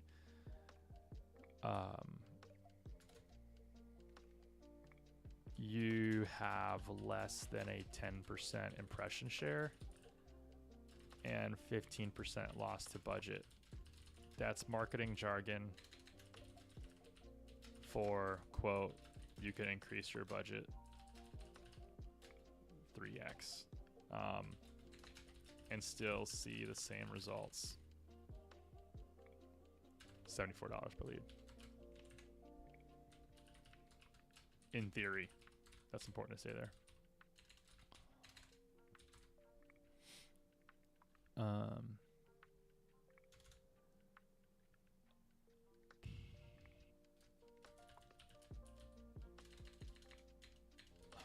I would definitely do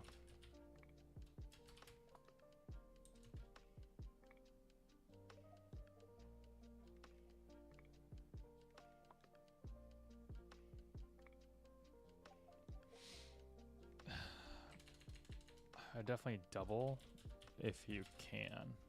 So that's what 1,500 instead of 750. Alternatively, if you wanted to do a September italicized push, we could try next door ads.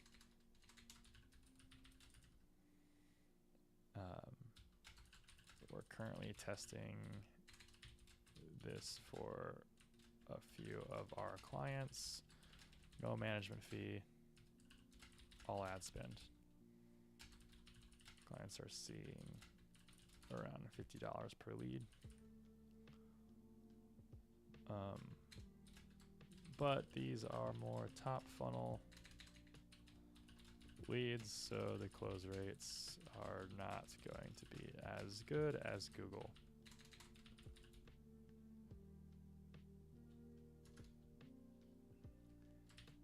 I would recommend throwing at least 500 towards that if you wanted to. Okay, now she said something in here about her 2026 annual budget. And I would say, man, for 2026, Google Ads is just showing, like, she's in the like Colorado market and she does like custom landscape design. So I would just say, like, I mean, if we're getting $750 a month, $74 leads in Google, and we're in August, which is like usually a really slow period for a lot of our landscaping clients, and less than 10% impression share, I would say she could do, if she budgeted $1,500 per month, that gives her room to do 2,500 to 3,000 in peak months and like drop it down to like 500 in slower months. I'd say she's a chance to do like $1,500 per month. So like regarding 2026, not sure what your entire marketing budget is, but I would recommend starting here, and I'll bullet things out. Let's say $1,500 per month in Google ad spend, with the expectation some months might be 3,000 and slower months would be 500 or less. And I would say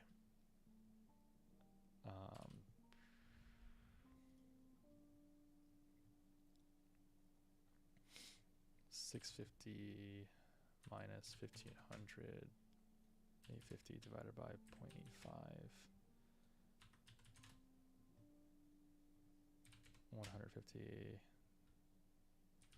ad spend fee, 15% margin on ad spend that exceeds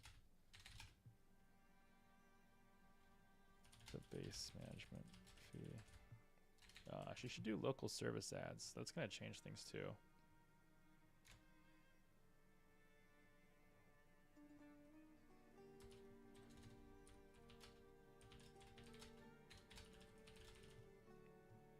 So 1,500, oops, 850 minus 1,500, 650, 650 divided by 0.85 minus 650 is 114.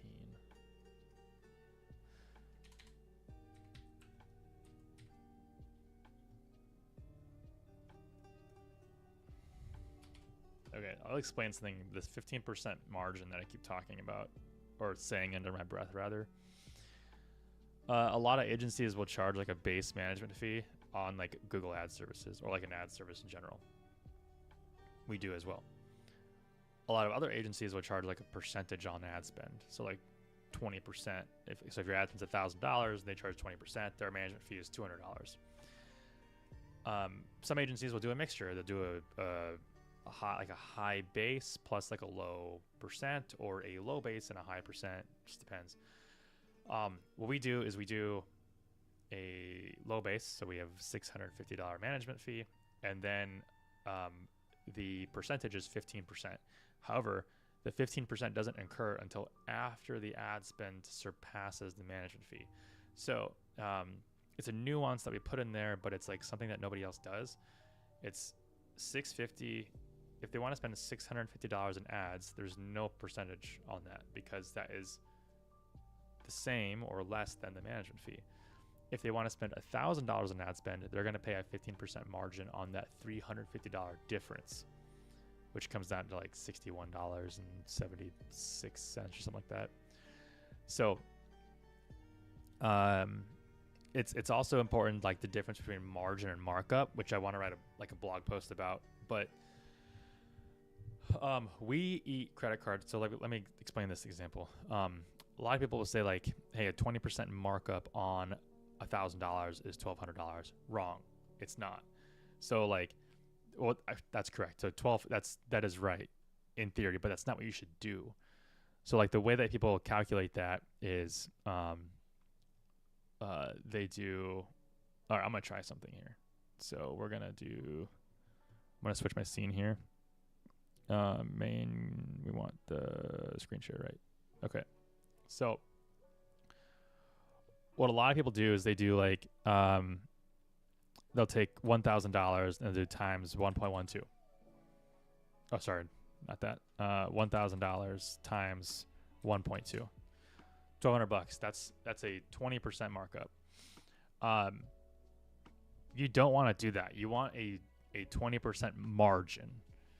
That's what's important. And the easiest way to explain why we do this, so a 20% margin, what that looks like is actually, you would take 1,000 divided by 0.8. So that 20% is the difference, or 0.2 is the difference between 0.8 and 1. And then you would subtract it from the total, which was the original, which is 1,000. And that's 250. So 250 is a 20% margin markup of 1,000. That's what you want. You don't want to use that $200 number. And the reason why is because if you consume certain percentages, like if you eat percentages on your end, like Stripe processing fees, which are 2.9% in the US, that is taking 2.9% off of your margin. If you're doing a markup at a certain point, that margin, you're making less margin the more clients are spending. If you're taking an ad spend or if you're charging more for whatever thing. So like our agency takes an ad spend. So we charge clients for ad spend and then we spend ad spend on their behalf.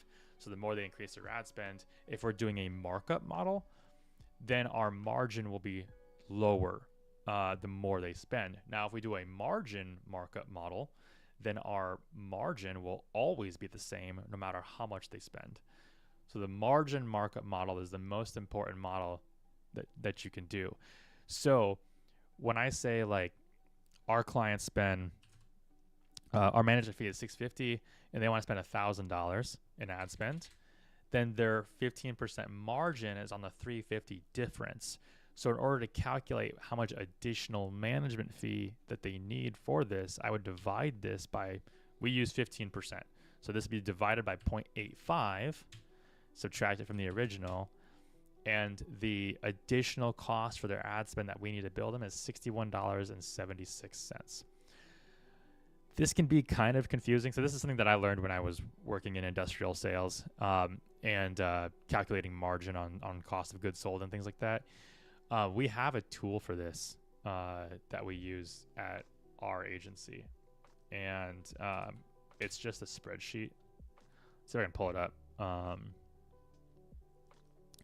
So Google Drive, and I think it's something called Master Tools. Here we go. So Master Tools. So this is how we do it basically. So their monthly budget is, so Angie, who's on our invoicing team, our operations team in general, really, if their monthly budget of what they're spending is $1,000, and then, oh wait, sorry, this is the wrong tool. This is what we want. So if their ad spend is $1,000 and their base management fee is $650, the additional management fee should be $61.76. So we we built this in so like it calculates that. It's super easy to determine how much it is. But if you know the formula off the top of your head, like I do, then I'd rarely use this tool. So, yeah. Hopefully that makes sense. Okay, where was I? Probably not here. I think I was here. Okay, so the other caveat to this too is like we have local service ads as an add-on to the like core package that we have. And when you add that on, it changes the base management fee. So instead of $650 as the base management fee, the actual base changes. So then the difference that we charge that ad spend on changes as well. It's like almost like an incentivized thing.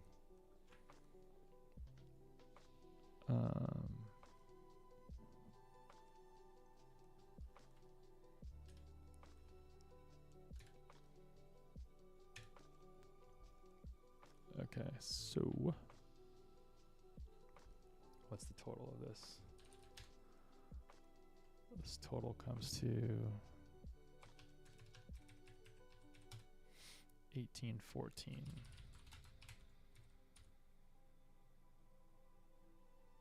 No.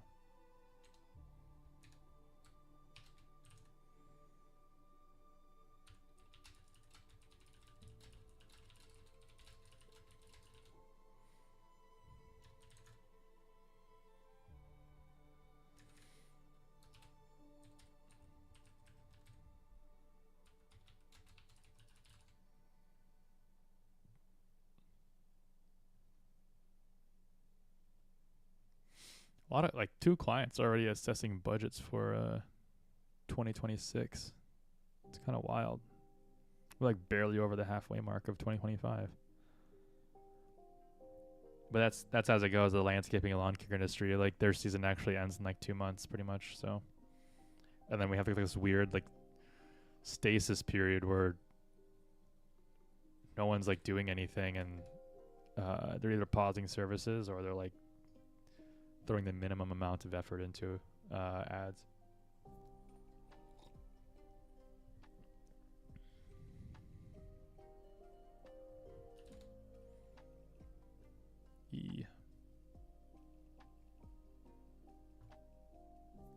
Stop.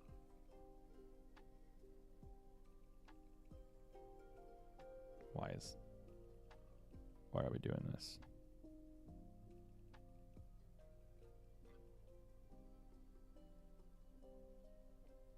All right. Also, happy to jump on a call.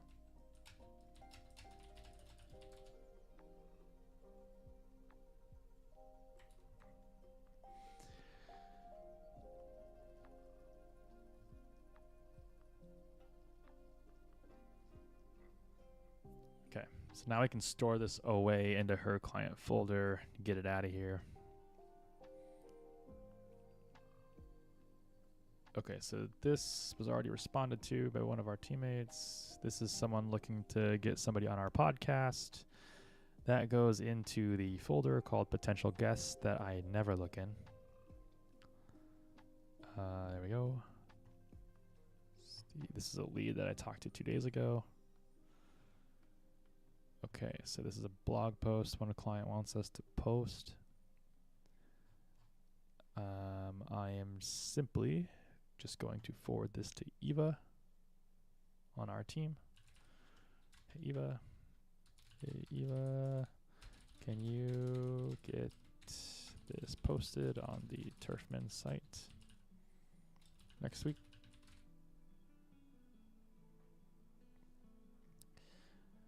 Send that to Eva, and then I'm going to reply to this client and say, hey, client name, of course, we'll get this posted first thing next week. And then what I'm going to do is I'm not going to file this one away. So this is just how my brain works, is that I forwarded this to Eva to ask her to do it. I don't want to file this away and then myself forget about it because I'm still responsible for the client relationship. So I'm gonna leave this marked it with like a red thing here, and then that'll just sit there and remind me and nag me that like, hey, I need to make sure that Eva does this. Delete this. This is a lead that said, as like, hey, wanting to follow up on our sales call. He said, thanks for now. We are going to focus on some other projects we have, so putting this on hold. We'll circle back if anything changes. No problem at all. Just shoot me an email or give me a call whenever you'd like to bring this to top of mind again. And I want to archive that.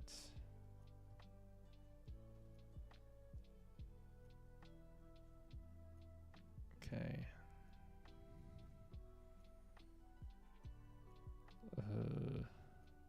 Okay. All right. I need to use the bathroom. I'll be back.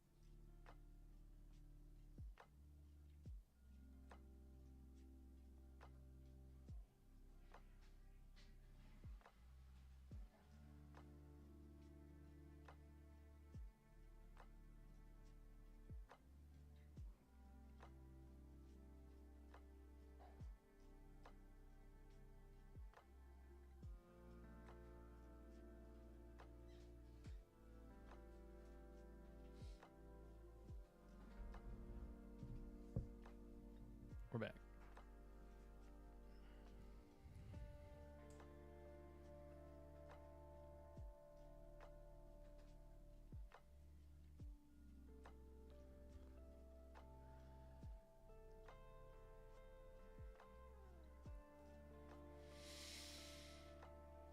I want Jimmy John's.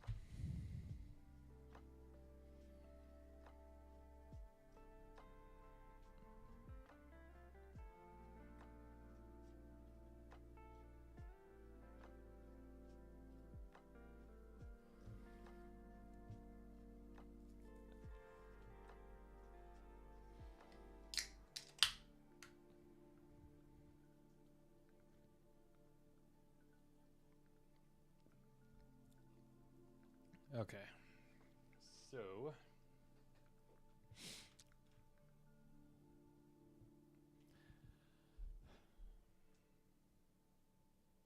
this client is a landscaper in Dallas,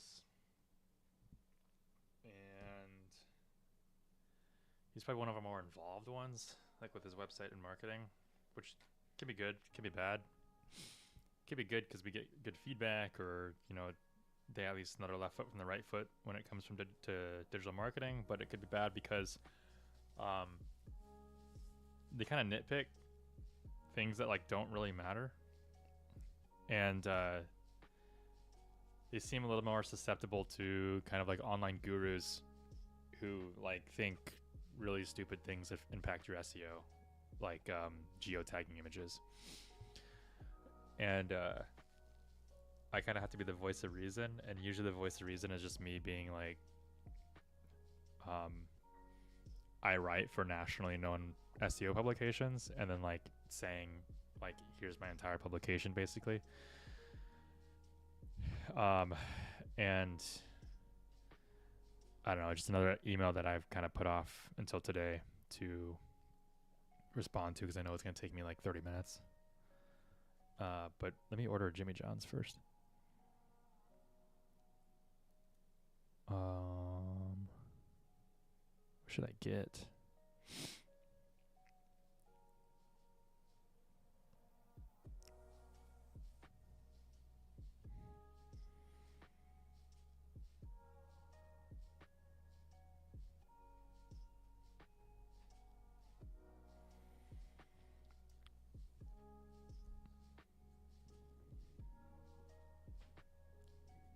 Oh, I want a combo.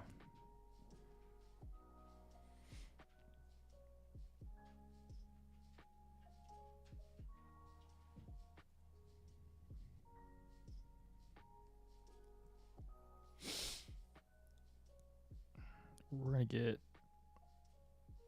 Wait, what? I want a number 1. Why is it starting at number 7?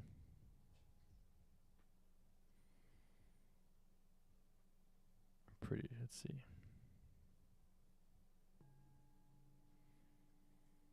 Original combo.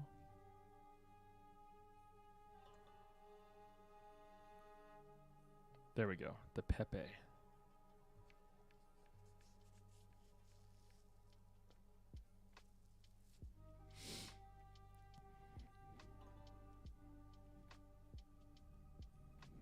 Leave the bread in. Cut in half.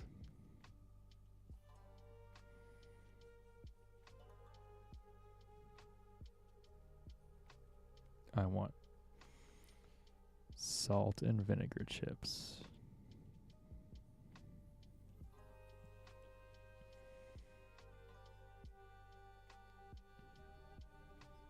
We're gonna get a Diet Coke.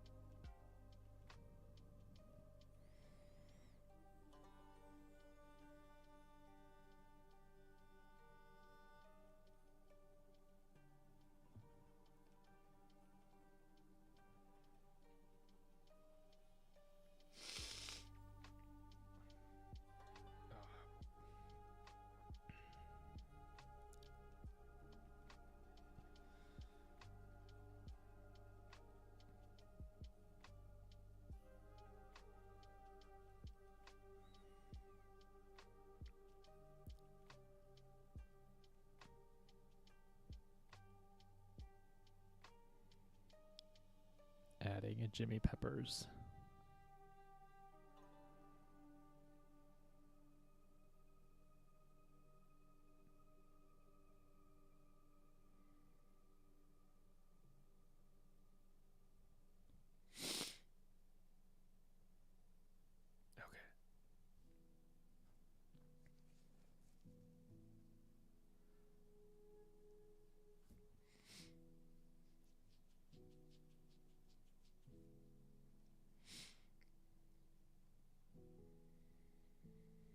Almost done ordering my lunch.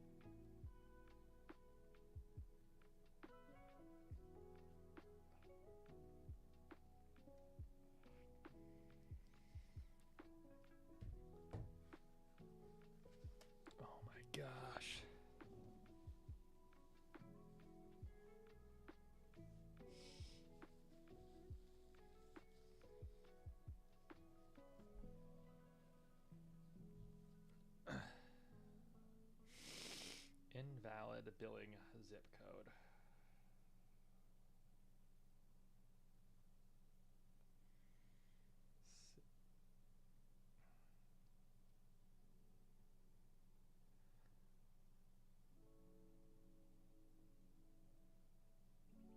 Okay. Excuse me.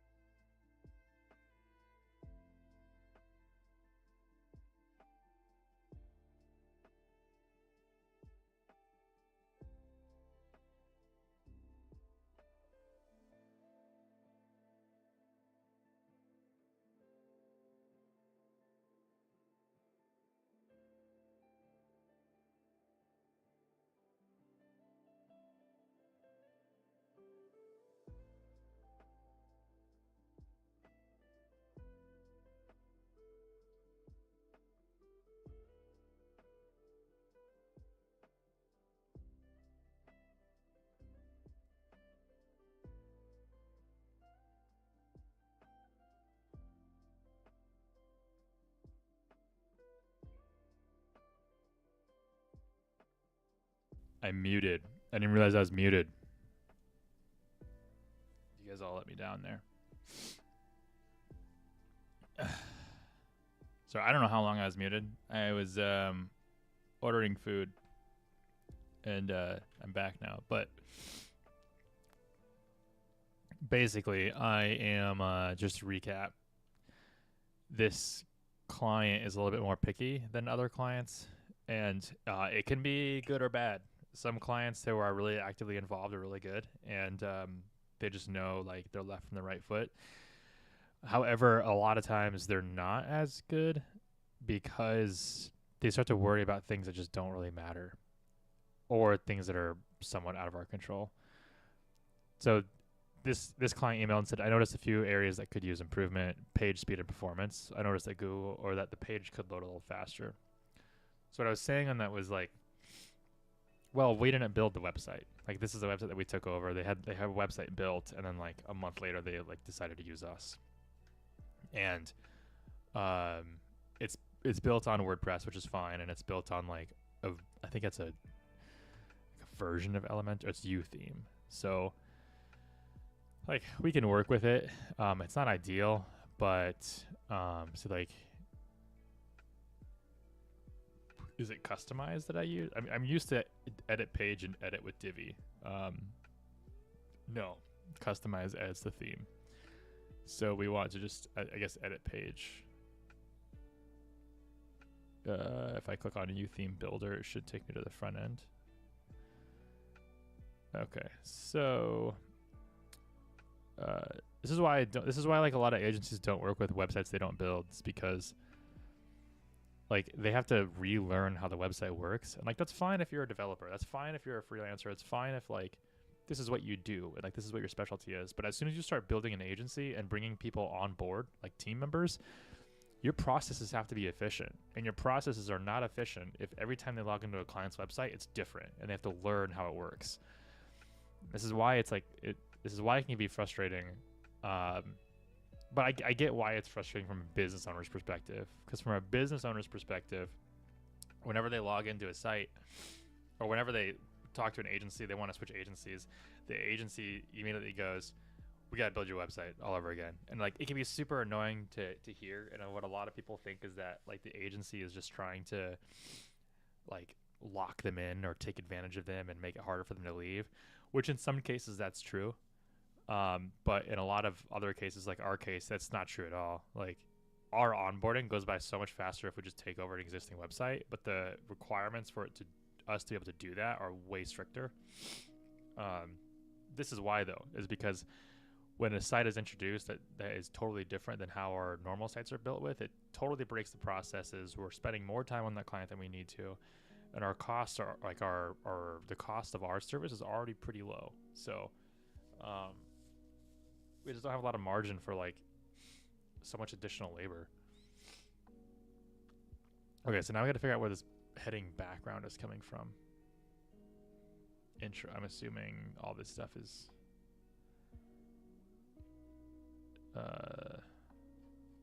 okay.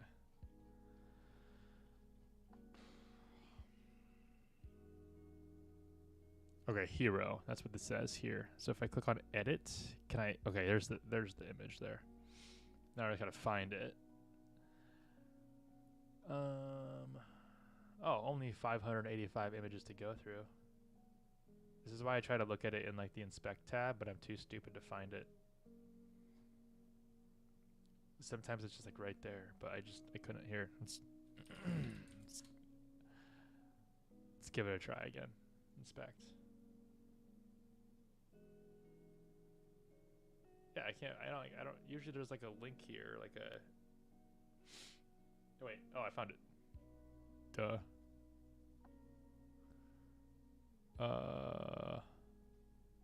It's a web. Oh, it's a WebP. It can't be that big of a theme or that big of a file. Let's bring this out. Go away. Oh, I didn't mean to do that. Jimmy Johns is here. That's fast.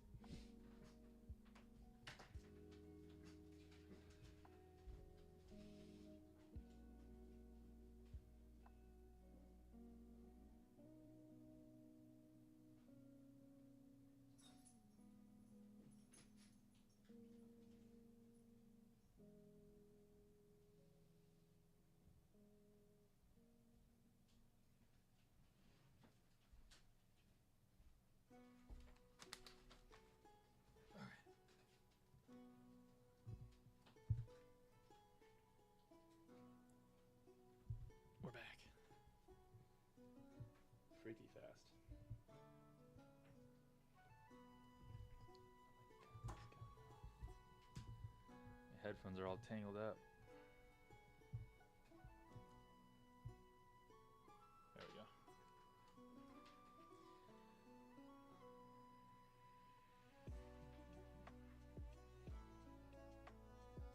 Okay.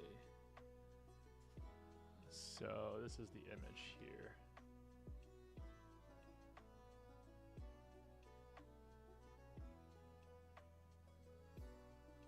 So, but if I just copy this link here and I paste it in the URL, it should just take me to, or not.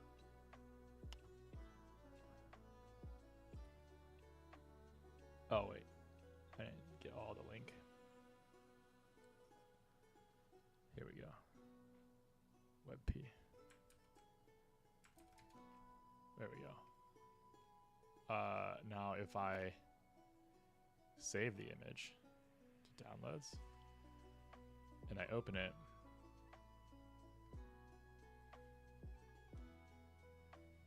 well, that didn't work. I don't know what the file size of this is. Can I go to TinyPNG and upload it? Will it do it for me? 456 kilobytes. So that's not like terrible. So it's probably like, it's not definitely not the image that's taking long to load. It's something else. But what we can do is we can use like Google's PageSpeed Insights, which is fine. I'm not like a huge fan of it. It doesn't, from what I recall, it doesn't tell you like page load speeds as much as it just tells you like your score on the code optimization. Whereas like we'd use like GT metrics or pingdom to actually test the score or test the time it takes to load.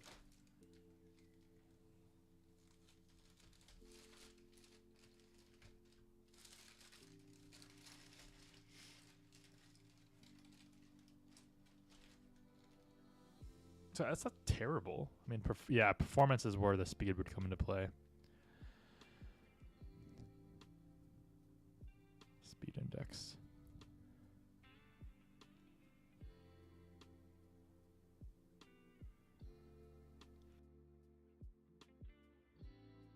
Okay. Improve image delivery.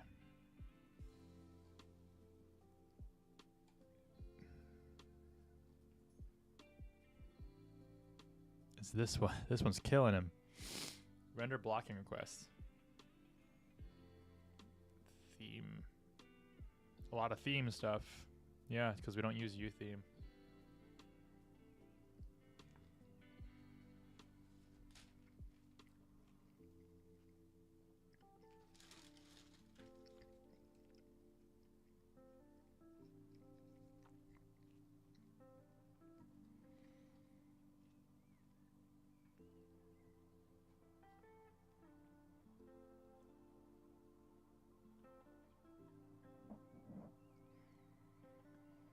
What about, that's mobile?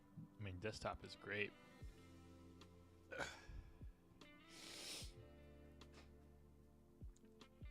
According to this, like according to PageSpeed Insights, that gets crushing it on desktop. And like mobile's good too, but like there's like a lot of CSS and JavaScript coming from the theme that's causing a lot of latency. So let's go to GT metrics and just plug it in there and see what we get.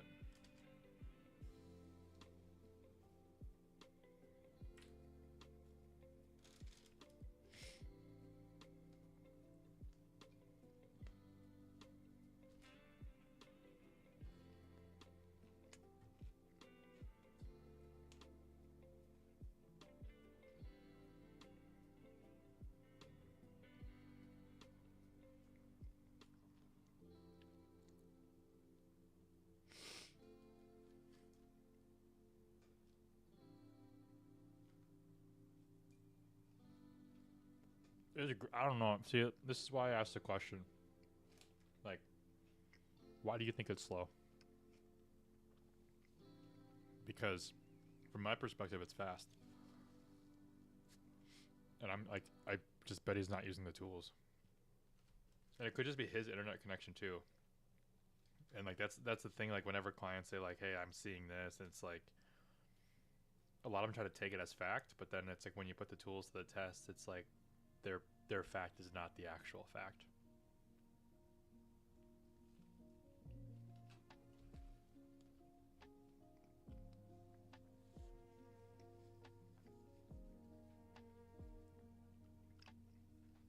Which is why I find it like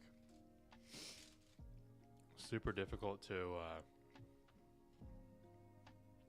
answer questions like when a client just randomly calls me out of the blue and they start asking me questions. They're like, what's going on with this? What's going on with this? Like, why is this that? And it's like, hold on. There's like a story behind this, and we need to figure out what that is. Just because something looks bad doesn't mean it is. It could just be objectively false. So what our client is saying here is objectively false.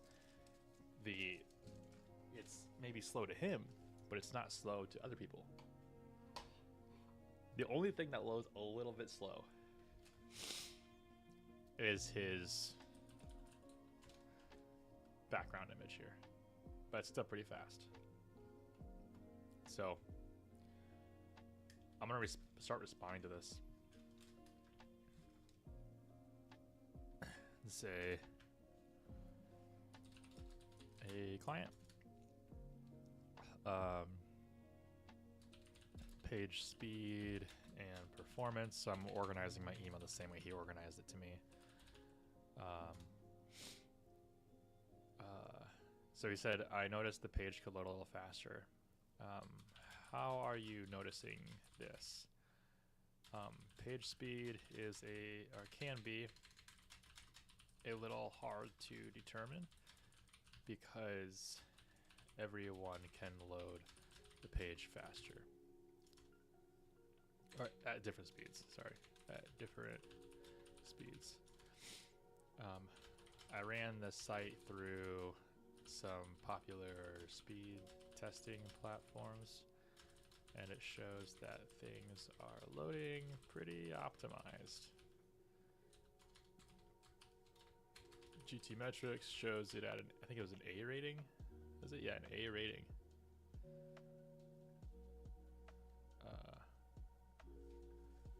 At an A rating with, was it a 57 millisecond load time? Is that what that means? Oh, they blocked out a lot of stuff. You used to be able to see a lot of the stuff with a free account. Oh, I guess you can with a free account. You have to log in.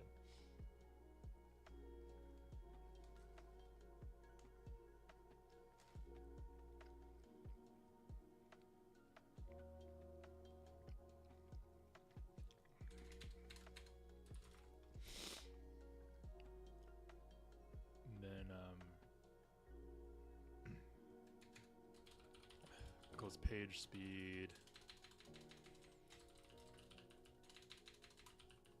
Insights shows another really high rating for desktop.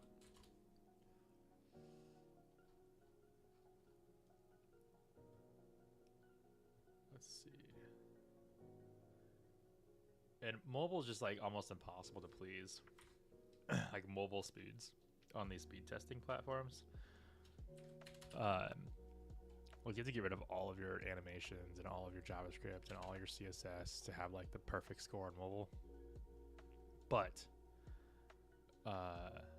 doesn't mean it can't be improved for what he's got. However, like improving this on from like a 58 to 100 on mobile is not gonna see like significant ranking improvements. And it's like, do we focus our effort on that or other things like content creation or links or things like that? I think that's where people get tripped up, is like they want to focus on this thing, but it's like, yeah, but you might get like 1% more traffic versus like, creating better content or pumping more money into ads versus the labor spent on this.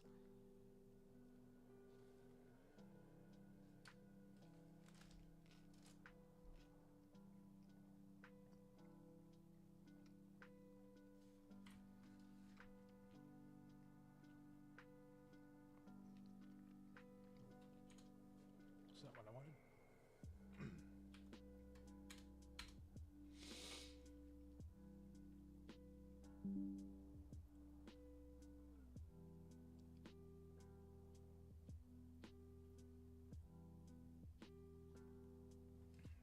Mobile shows similar results with a 58 performance.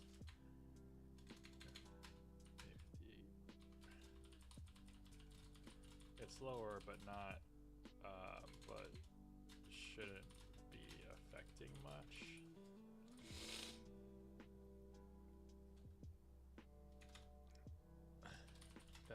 It seems to all be theme based.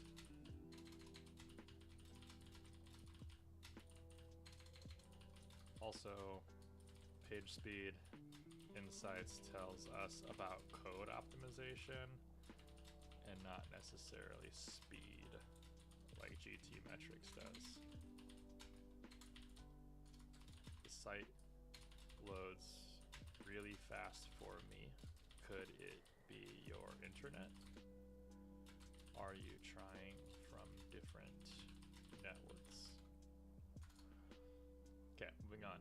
His next thing he said was quote form refinement. We should add more specific and trackable options for how did you hear about us. For example, replace internet search with Google search and Yelp, and instead of general social media option, use Facebook/Instagram/Nextdoor. Yeah. Depends on what he wants to do. We can also do conditional logic. So if they click on social media, another field's gonna pop up that says which social media network. There's like 8 ways to do this.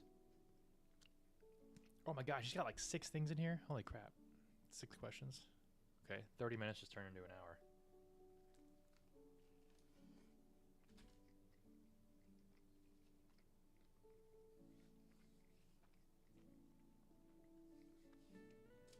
Okay.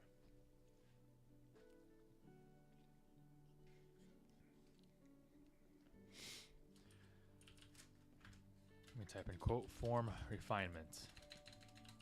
That's the next section of this email. I'll say we can do a lot with the form. We can either have all of those options, or we can utilize conditional logic, where if someone types in or selects search, a box can show up under that where they can either select which platform they searched from, or they can type it in. Same thing for social. What would you like to do?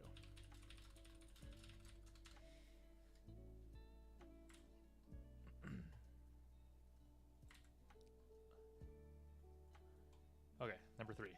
Update customer reviews.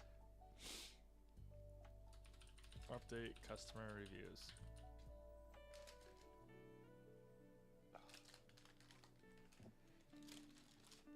Where did my... Oh, there it is.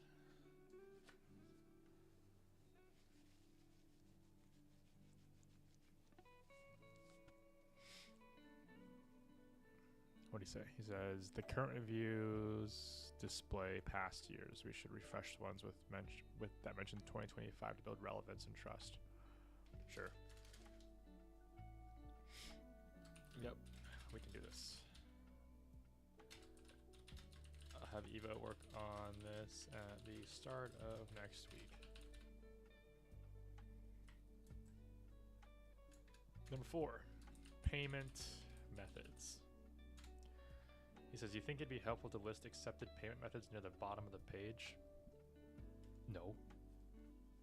I just don't know the last time I went to a website and it was like, I wonder if they'll take my Visa. You know, like, I'm just trying to get service. Like, is payment methods really an issue for, like, his clients?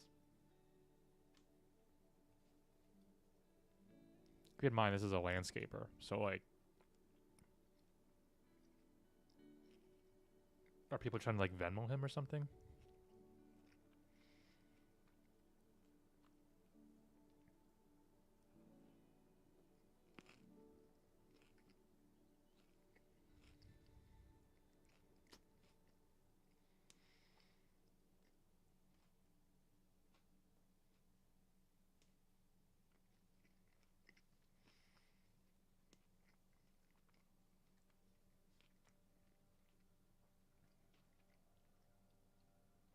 Okay, this is what I'm gonna say.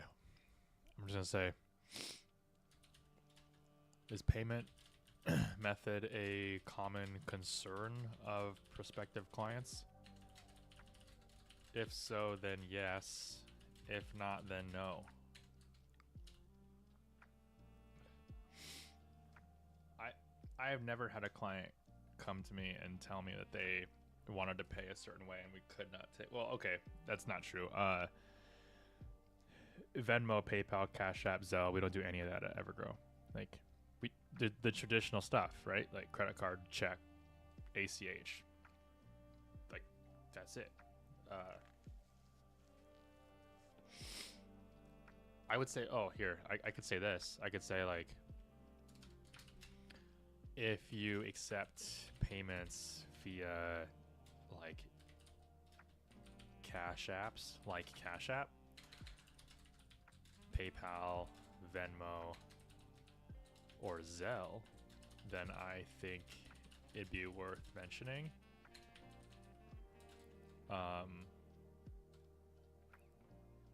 Or if you don't accept certain major credit card companies,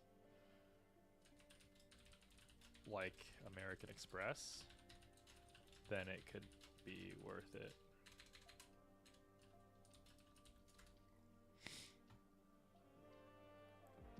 I don't think a landscaper's not going to accept American Express, though. Usually it's like small restaurants and boutiques that don't accept that.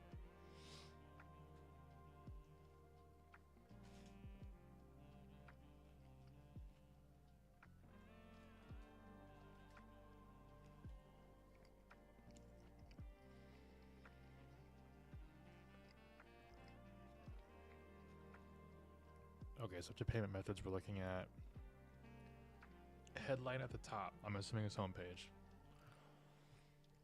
The current headline says landscaping company in Dallas, Texas. Works, but maybe we can be a bit more engaging and benefit focused. No.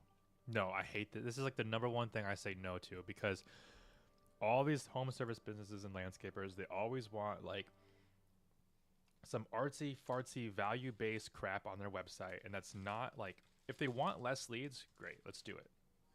Absolutely. If they want leads and they want sales, no. You need to stick to the SEO core tenets. You need to target your service, and you need to be just straightforward and target the surface area. Like, the alternative is like, we can say whatever you want to say, but it'd be stylized paragraph text. We still need to say landscaping company in Dallas, Texas. Somewhere it needs to be stylized H1.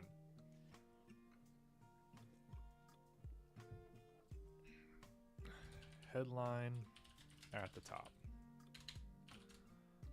All I'm gonna say is we need landscaping company in Dallas, Texas. Somewhere near the top.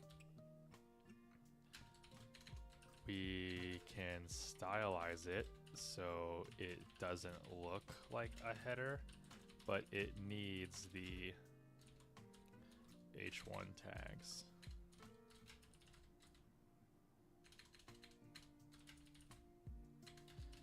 That's how Google ranks this page. Well, there's more that goes into it, but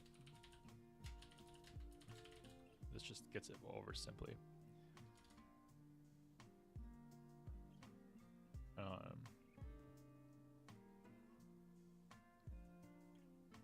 Something that tells people right away what makes us different or why they should choose us.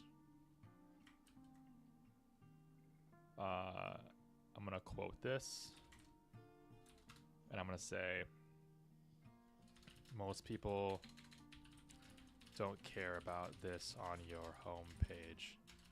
That's what the about page is for. If people need are at the point of needing a differentiating factor, they've already spent 30 seconds on your site determining if you met their basic needs.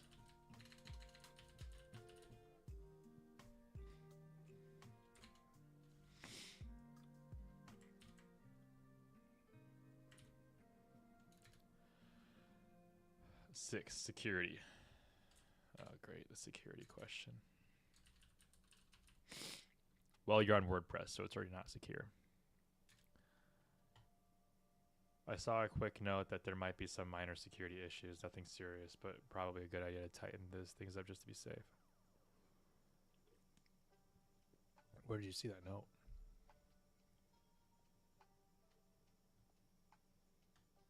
Sorry, I forgot. I'm only showing one screen, so. Let's close this.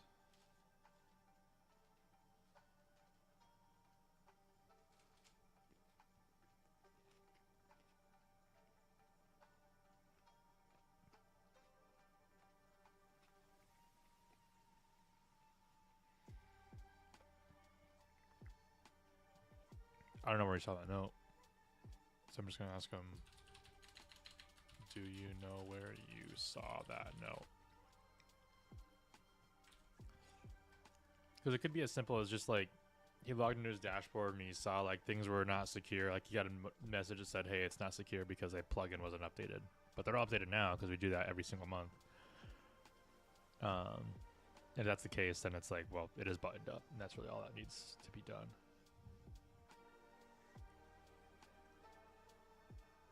Okay, we're going to send this.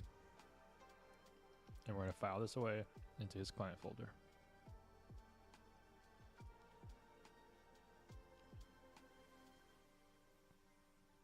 There you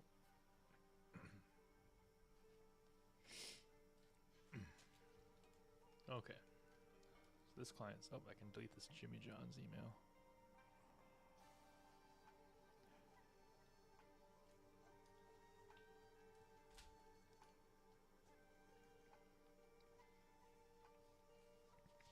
Okay, so this client says,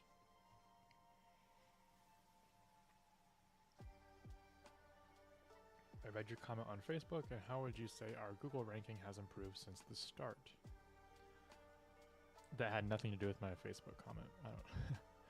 Do you think there's more room for SEO to grow next year? Do you think our budget was sufficient enough this year? Or would you think to throw some more money into Google Ads for next year? It feels like a very simple question to answer. Like I could just be like, yeah, I would definitely do more money, but like we have 50 accounts. Like I have to go through his Google Ads when he started. I don't even know when he started. When he started, and then figure out his average cost per lead, what his search impression share was for each month, and then get him kind of like an average budget for next year. And then I have to look at also his SEO ranking over time. So there's like a bit of research that goes into it before responding to this. That's why it always takes me forever, but I'm going to, like right now, but it just takes forever.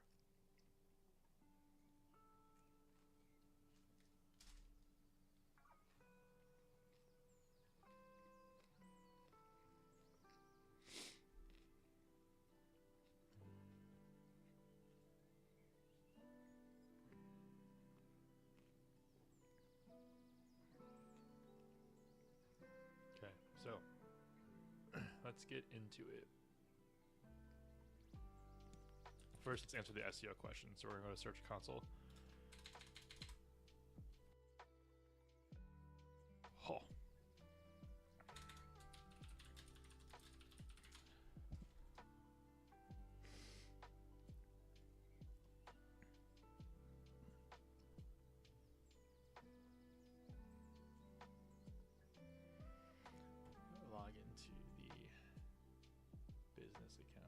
know which one is which.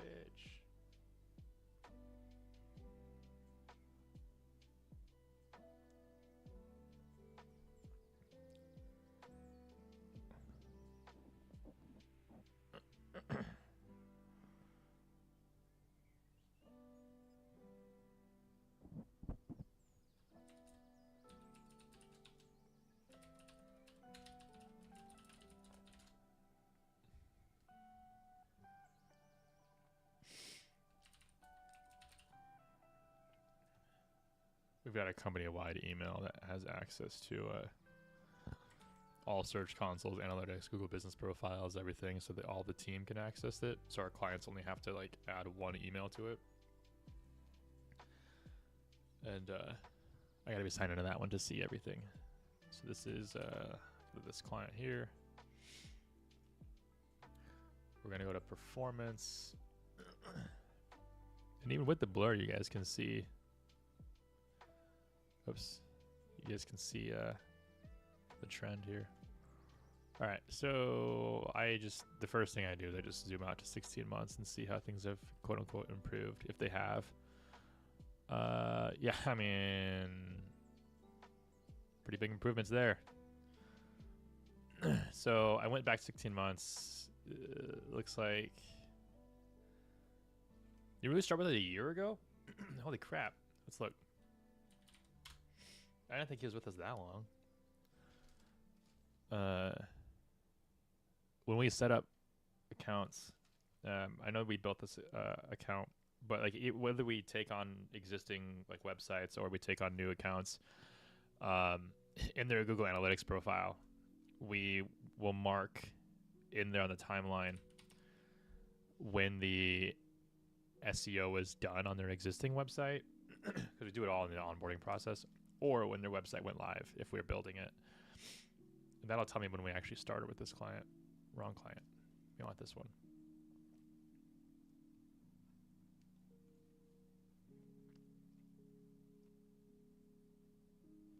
Search Console says we've been doing this for like 13 months. But I don't know if they just had Search Console activated for 13 months or if that was actually us that started it. So we're going to go back to, just go back to June, just to be safe. June of last year. So yeah, you'll see this note here. Oh, nope. I see no note in here. But it looks like everything started around this as well. Usually there's like a note similar to this. This could have been before like notes came out in GA4. Because in Universal Analytics, like that was we had like notes on notes on notes on client Google Analytics accounts, and then GA4 came out and they didn't have that feature built in right away. So we did start around August-ish. So like a Search Console, first stuff is right around August, right of July. So yeah, he wants to see how SEO improved. This is the first screenshot I'm gonna send him. I'm gonna say, look, this is the last 12 months. Hey Matt, we've seen huge, all caps, huge gains in SEO over the last 12 months. This also reminds me too. So we use, this is like life as a CEO with like severe ADD. I just realized that they've been with us for a year, which means in the reporting that we use, which is agency analytics, we can now switch the reports from month over month to year over year. And so like real quick, if we log in, agencyanalytics.com. I'm gonna have to log into this again as well.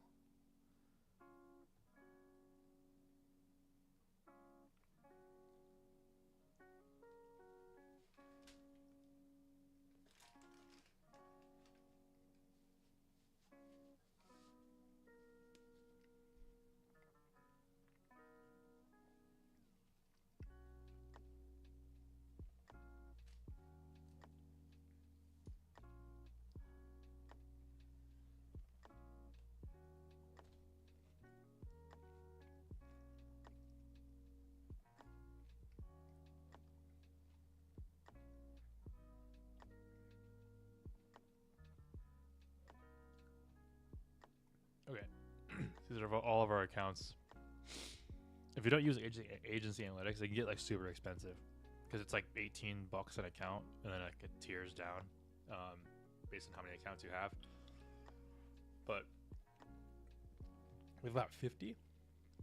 So if we do the math, you can see what our bill is. So what account is? Okay, so here we go. I think it's actually like 34 reports in here though, so not a ton. Some are aggregated. Okay, so we're gonna go to. Why don't they have a dashboard?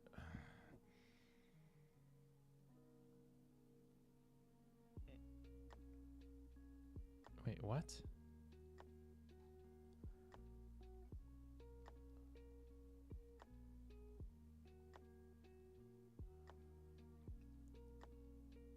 So they should have a dashboard, but they don't. So like we were supposed to fix this with all of our clients, and I thought someone on our team said they did, but this is not here. So I need to email that. This is the ADD thing. Like, it's like I just keep running into things that like just should not be there.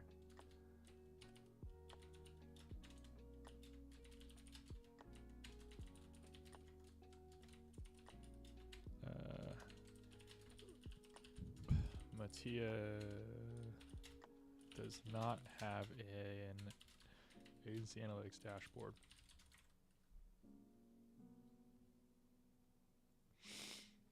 Okay.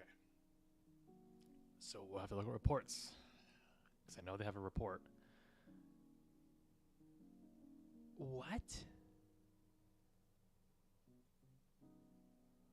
What is...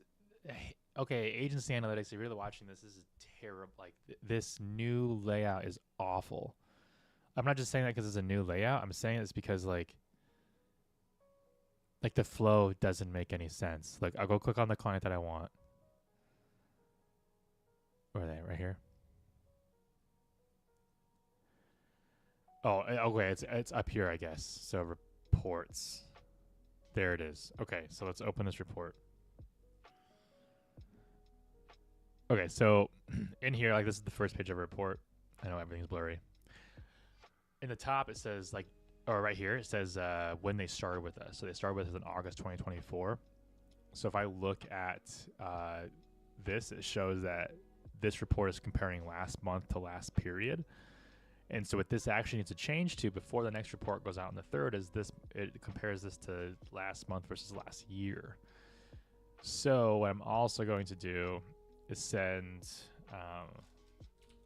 set an email that says Mattia's report continued. Also, their report should switch over to last month versus last year now that they have been with us for a full year. Okay, let's go back to this email. So I said we've seen huge gains in SEO over the last 12 months. Now this is aggregated. So like any other SEO who looks at this is just gonna be like, well, that's for everything. You know, that's not for like your core target services. So I'll show the performance for like everything, their site in general, and then I'll actually look for like a target keyword, like landscapers near me. Massive. So okay, look at this. Like in August, we weren't really ranking for anything for landscaping related, but then we started exploding in December. And then like maintaining position 1 almost. And then we're getting massive amounts of traffic here. Well, I assume traffic impressions for sure. Mostly impressions. And it's important to know that we weren't ranking at the same period last year. So like we could assume that impressions would probably be really high there as well.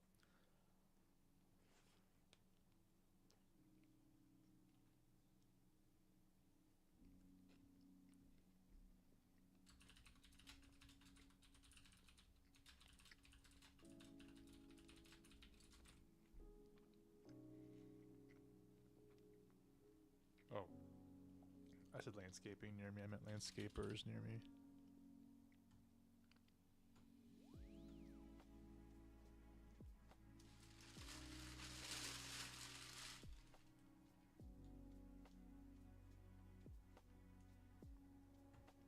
Okay. Let's try like lawn care. Good as landscaping and lawn care.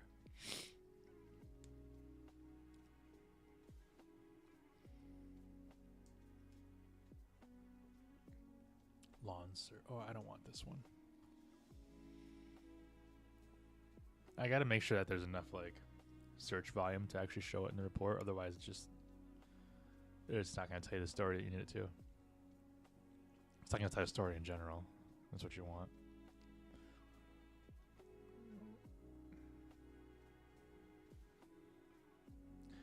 Lawn care near me. There we go. Took them a few months to actually rank for the target keywords. But lawn care near me is averaging page 1 as well.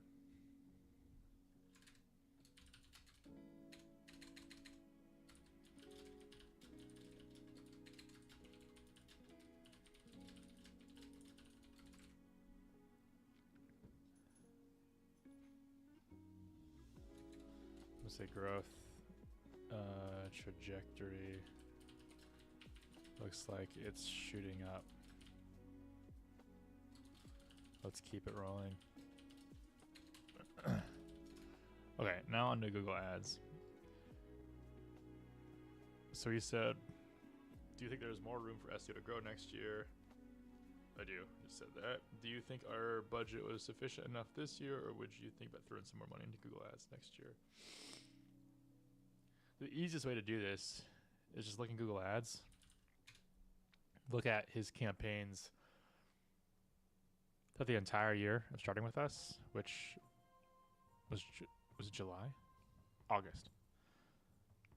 And then look at his impression share. And if his and I could just give him like, hey, like whatever you spent, you could triple your budget, or you could double your budget, or whatever. And then if he wants more details, he can ask.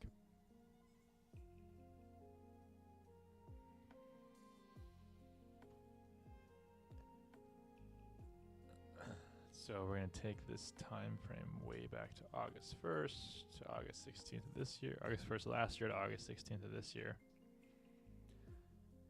Go to campaigns.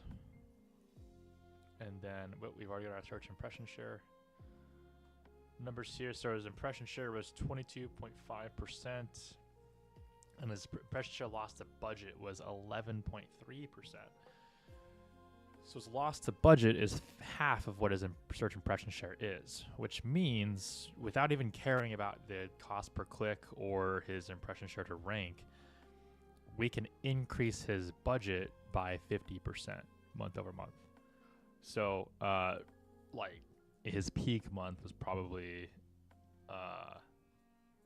April. Let's see, April. Oops, that's just April 30th. You want April 1st to April 30th. He spent $1,250 in April. So what's he spending now? Let's go to July. $1,000. So he dropped his budget a little bit. But if you do 50% increase from $1,250, math is hard. $625.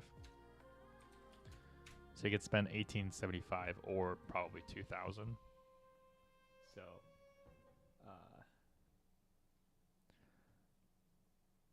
this entire the last 12 months, he spent about I think $8,000 in Google Ads. So he could spend $12,000 easy. Well, assuming he's getting a good cost per lead. So we're gonna look at that real quick. We're gonna go to performance. We want results. Sorry.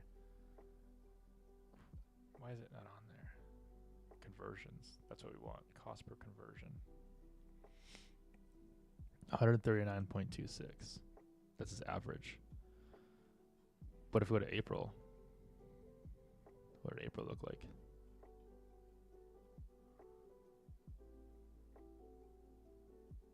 $123.26. He's at a much higher. He's driving all our averages up.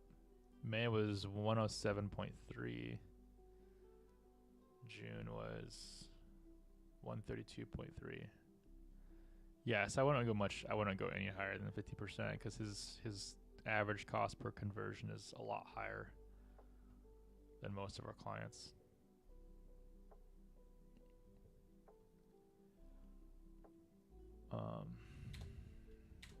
Regarding Google Ads budget,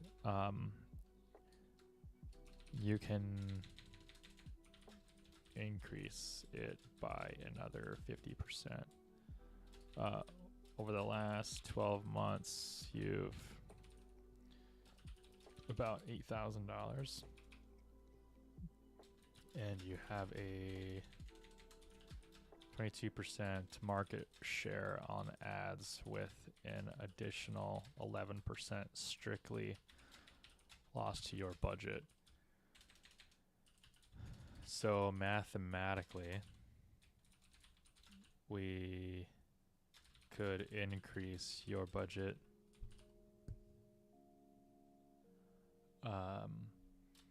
by 50% and expect the same results, which were about $130 per lead. If $130 per Google lead is too much in your opinion, I'll say our baseline is 100, then I would recommend staying where you're at now, but also giving yourself a boost at least in the spring.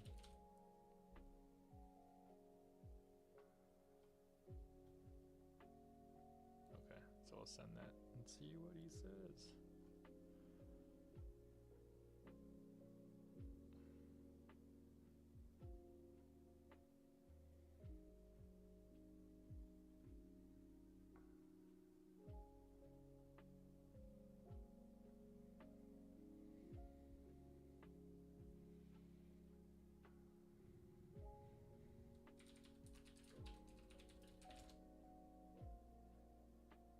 Oops.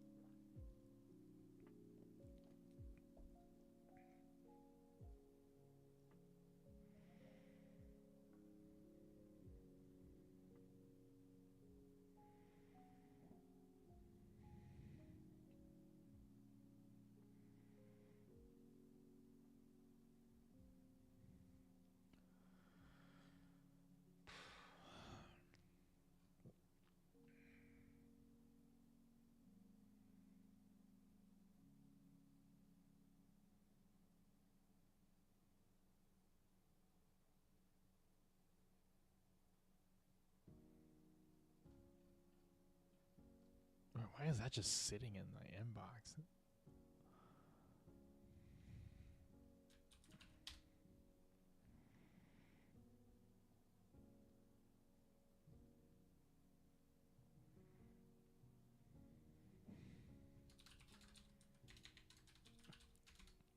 Prospect told me he was going to go with us on July 4th. And then I was like, cool, you need a domain, because he's like starting with from nothing. And then I followed up with him until July 8th, and then he just never responded. So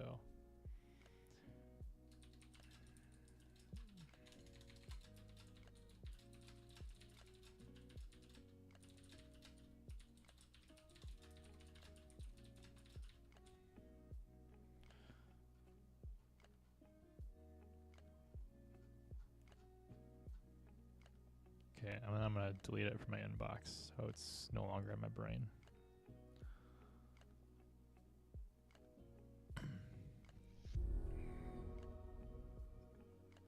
Whoa!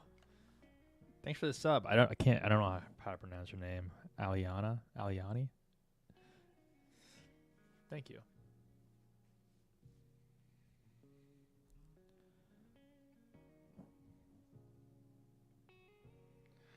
Can I reply to you in chat? Maybe.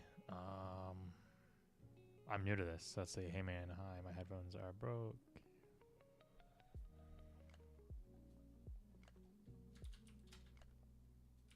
Oh wait, how do I respond? I'll click to reply.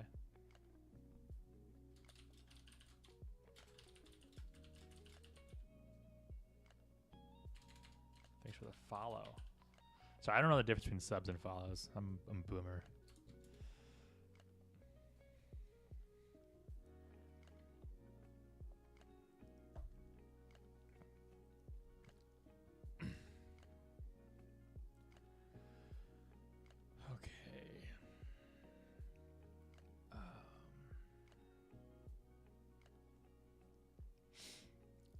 I think I have a so I did most of what I wanted to do today, and the stream was supposed to end at like 1 p.m., which it's like 1:30 right now.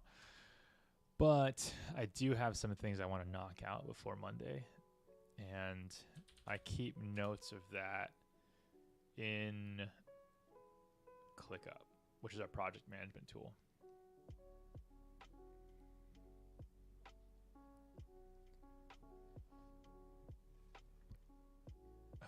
I am from Chicago, United States. I don't know where you're from, but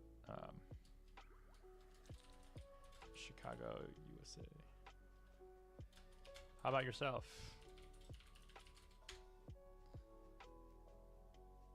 Yes.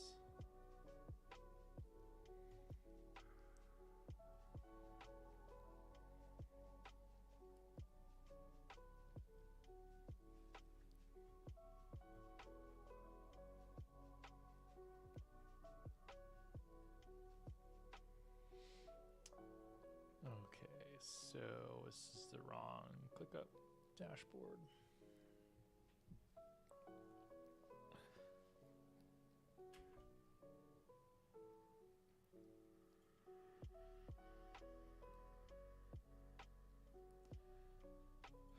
Okay, so my notes. Is this it here? No.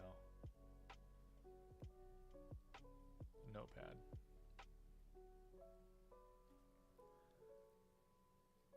To do. All right.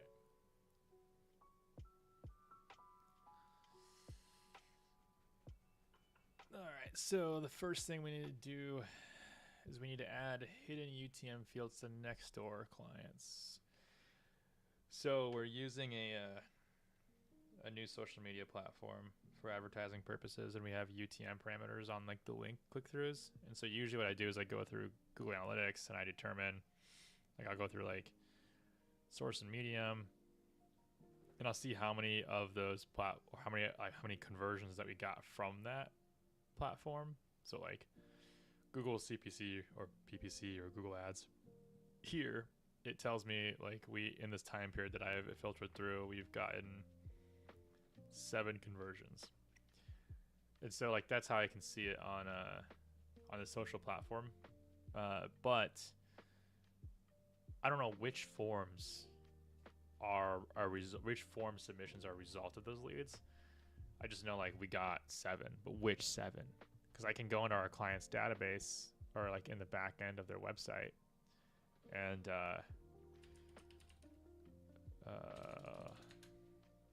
let's go to Aqua. No, I can't type.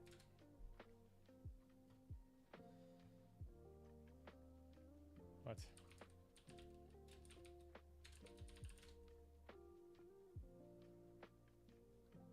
Weird. So I go to the back end of their site.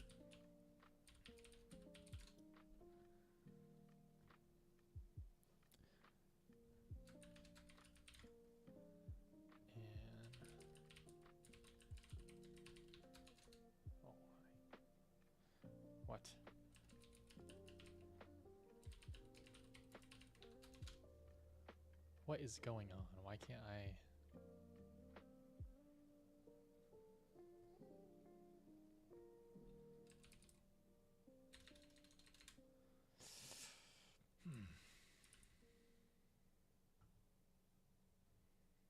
Let's try this.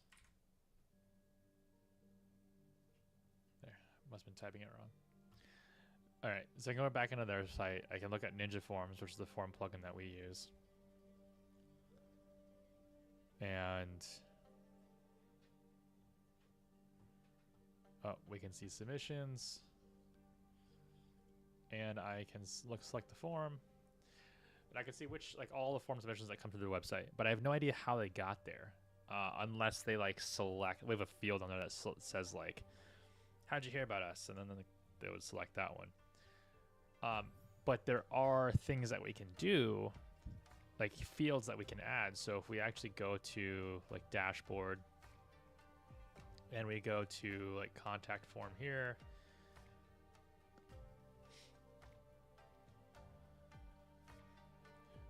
we can add fields, like UTM fields basically. I don't have it in here yet, but and we would add those fields to the form, and then we could see if people are, it would pull in the UTMs from the platform they're coming from, and we could see like which form fills actually came from a specific platform. And the way, like, I'll show you an example of what that looks like, even though it's a little blurry, but let's see. Oh wait, up here. Actually, I just delete all these now, so trash.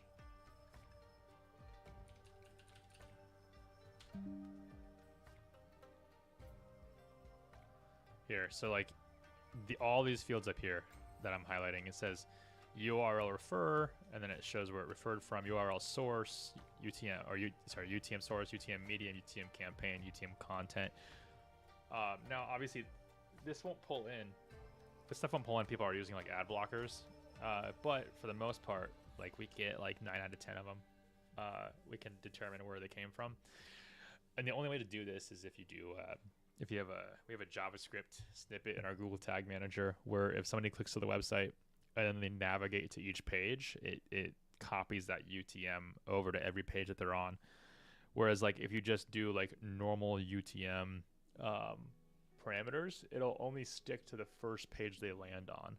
And so if they navigate away from that page, your UTM parameters are going to be gone.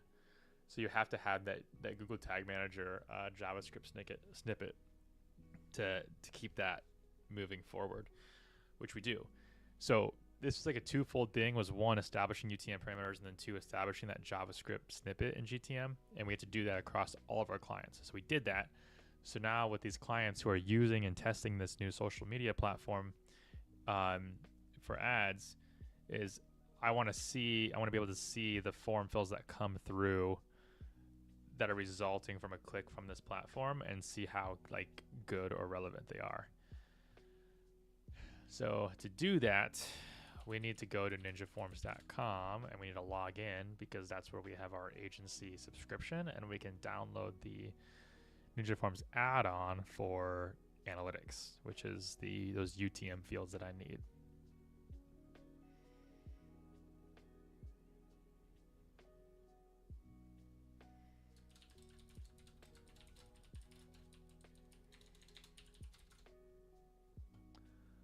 All right, so we're going to go to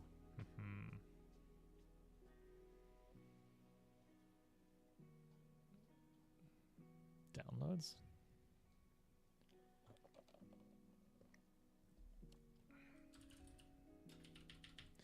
Yo, longtime listener to the podcast, Andrew just landed his first client and has his cash in hand.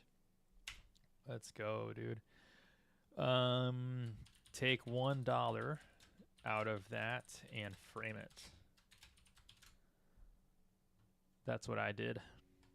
I just moved to Chicago like 3 months ago, so a lot of my office stuff isn't out of storage yet.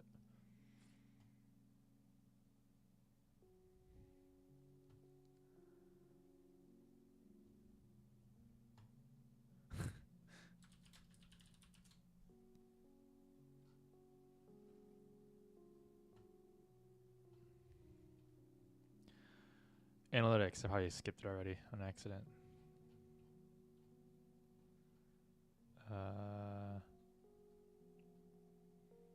Where is it? There it is. User analytics. Download.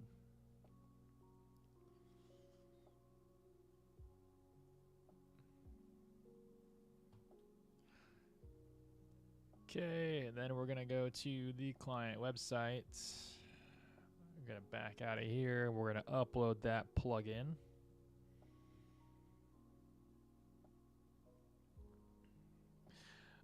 For what it's worth, our websites are like generally don't have very many plugins. We have 3. We have Updraft, Yoast, and Ninja Forms. Ninja Forms is the form submission platform that we use. Updraft is how we back up websites, and then Yoast is just kind of our general SEO plugin. It just makes it. Yoast is literally only so we can easily update meta descriptions and page titles. Other than that, we don't use it for anything else. We don't use it to like color the bubbles green. We don't use it for anything. That's all it is. Why we're seeing a lot of plugins in here is they're all Ninja Forms related. So he has Ninja Forms conditional logic, file uploads, layout and styles, multi-part forms, save progress, a Ninja Forms Slack integration. Oh, sorry, we have 4 plugins. We also use WP Mail SMTP for emailing from the website. But other than that, our sites are pretty lean. And then Ninja Forms is built out. So like if you like the fewer core things you need, the more optimized the plugin it is. But they don't want to bake everything all into one plugin and then like have it be super bloated even if you just need like 3 contact fields. This client is using it for like everything, and he's about to get another one, the user analytics.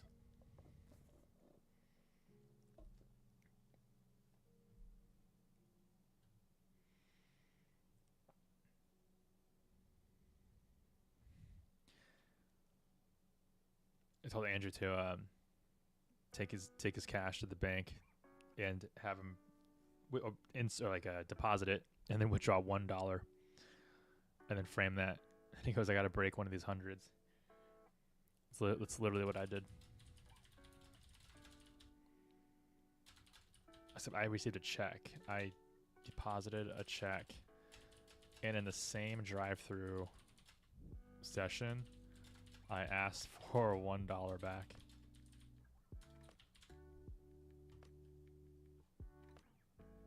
Okay, so that now if we go back into Ninja Forms, we go to the contact form.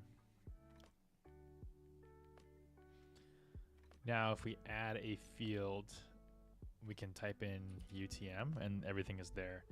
I want that URL referrer on there because the URL referrer tracks session data and not user data, which is really great. So what happens when I mentioned earlier about like this, if people are having, like if they have ad blockers and they block that GTM script from allowing us to carry that UTM over from page to page, then it'll still have that URL referrer in there as a backup. So I've seen tons of times where it was like none of the UTM data was in these hidden fields that I had on the form, but they only visited 2 pages, the landing page and then the contact page. So the URL referrer was the actual URL with the UTM parameters in it. And so I was able to tell, like, even though the form didn't capture any of the UTM parameters, I know they came from the social media platform.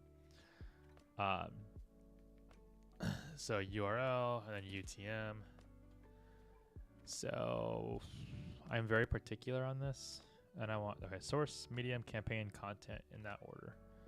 Source, medium, campaign, content. And I don't know, are these hidden?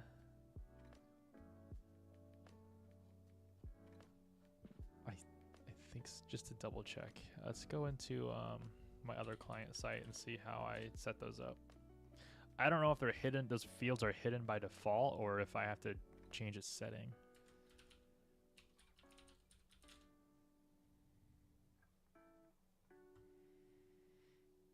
Oh my gosh.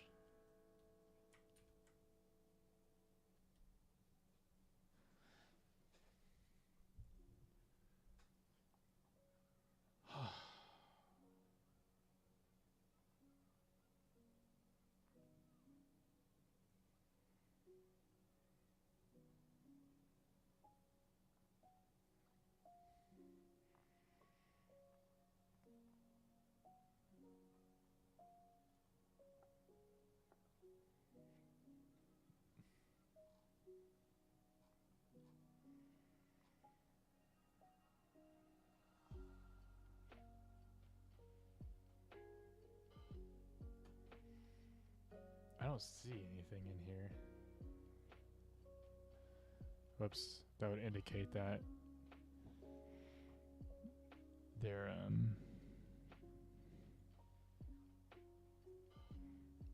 not hidden. So if I just hit publish, and the easiest way to see this is just go to the contact page and see if yeah, they're not on there, so they're hidden. Cool. So I need to do this to all, like, we need to do this to all of our clients, but right now I'm just going to do it to the 7 that are running on this platform. So I need to go to ads on Nextdoor.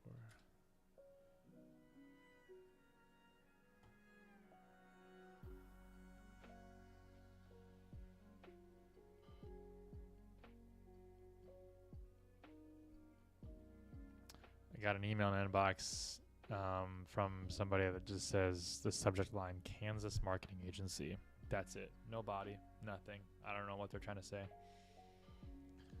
Oh, it's not the first one. I got 2 of them, 2 minutes apart.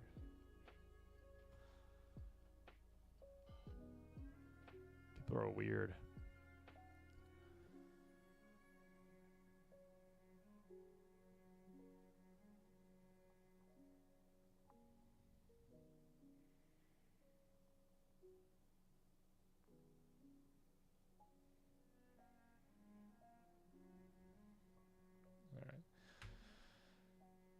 So we did them. Okay, so the next one is this client.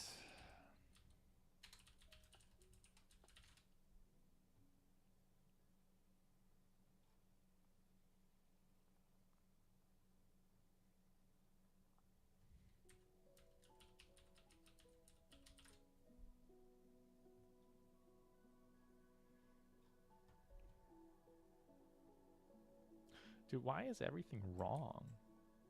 What is going on? Okay. They're gonna need the plugin.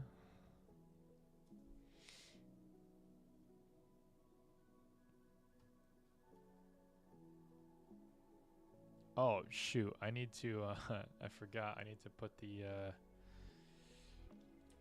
agency license in that we have for that previous client. I've installed the plugin and I added the fields, but it doesn't mean they're going to be active because I don't have the license key added. So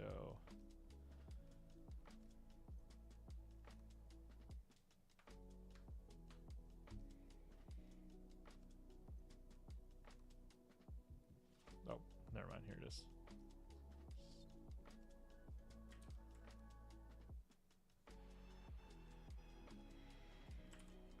There we go. Okay.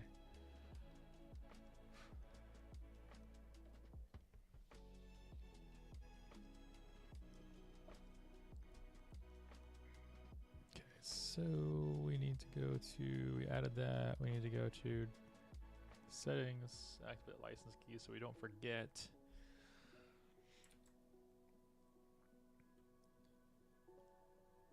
And then dashboard. Contact us.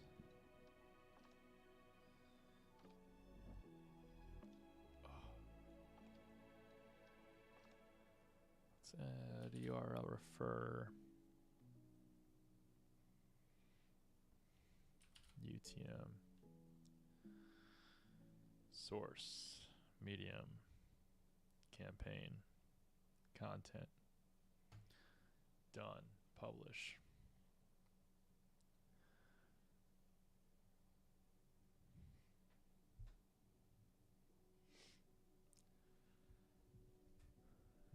Now we're gonna go make sure that didn't mess up the form visually. I always do this every time I make like a back end change to something on a client website. I just go into the front end of where it could possibly affect it and I look.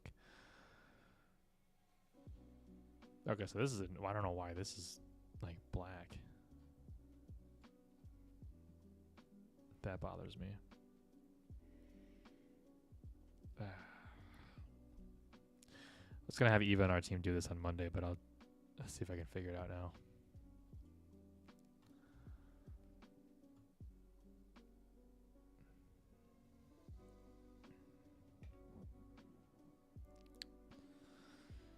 So it's only these two fields, which leads me to believe that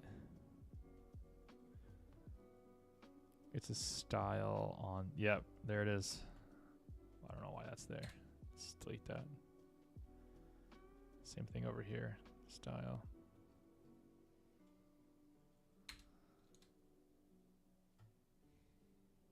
It's an after we refresh it. Whoops, wrong site. What? Okay, well maybe like deleting it is just the default, and so we actually need to set it to white. Oh crap, I don't know which one it was. Labels? I think it's a label, right? Text color. We'll do a white. Whoa, why is that black? Oh. Label styles. White.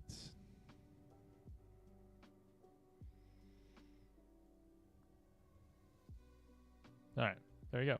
Fixed. Okay. Next client. 1, 2, 3, 4, 5, 6, 7. Okay.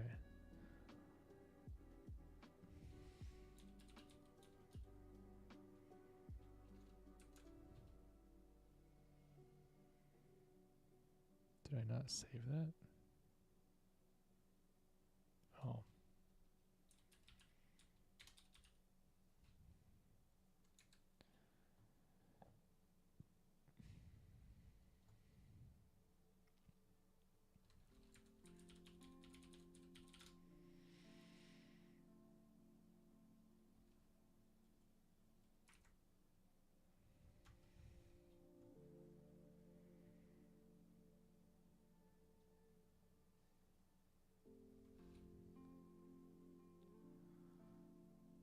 Nope, not what I wanted. Need to install the plugin.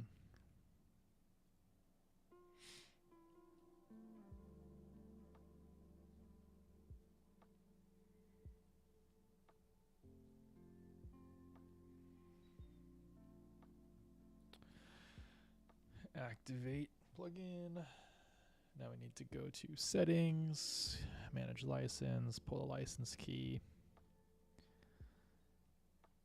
drop it in there, activate, dashboard.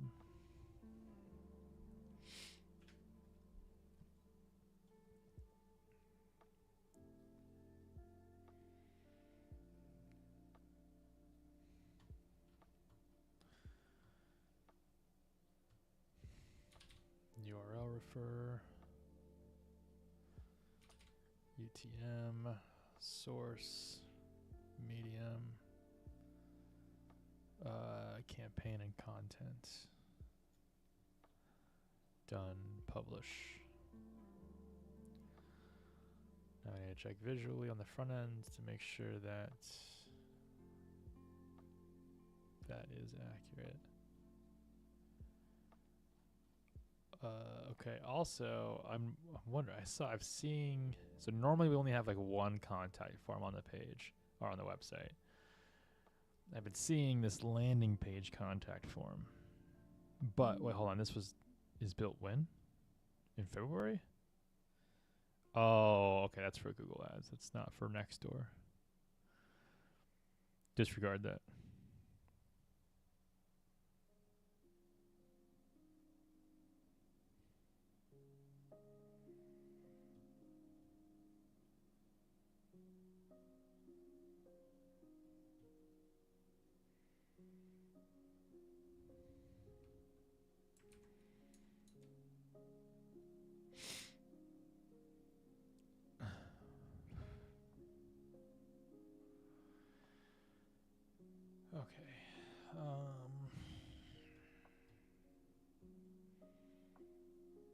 scrolls is good. We need to go to the next one. Oh, I bet it's me.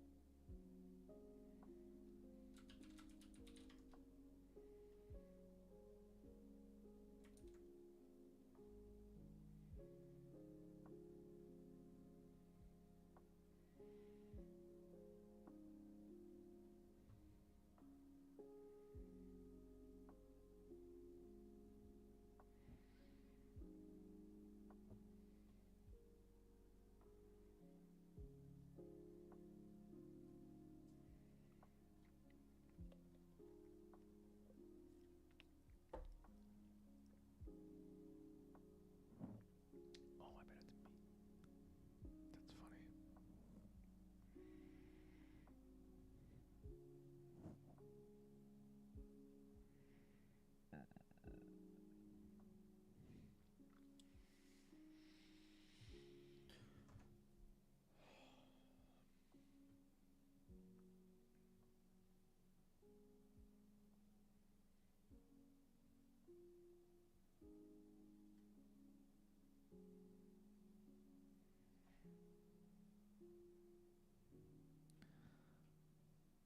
Okay. Install. Activate. Ninja Forms. Head into dashboard. Wait, no, we want to settings. Add the license key.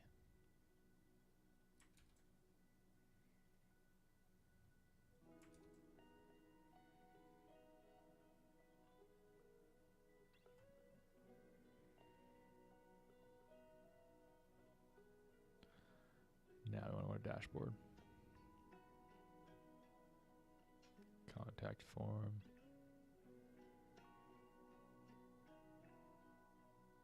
We're adding in the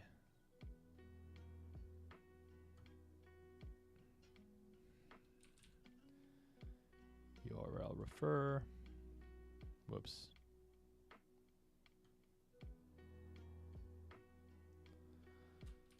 UTM. Source. Medium. Campaign and content. Publishing that.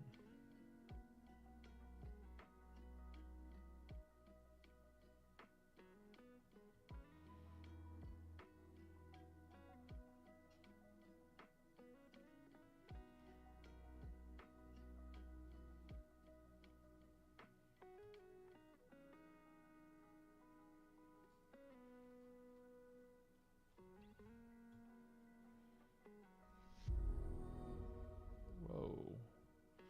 Thanks for the follow. Marcus? Wait, is that Marcus Hendry?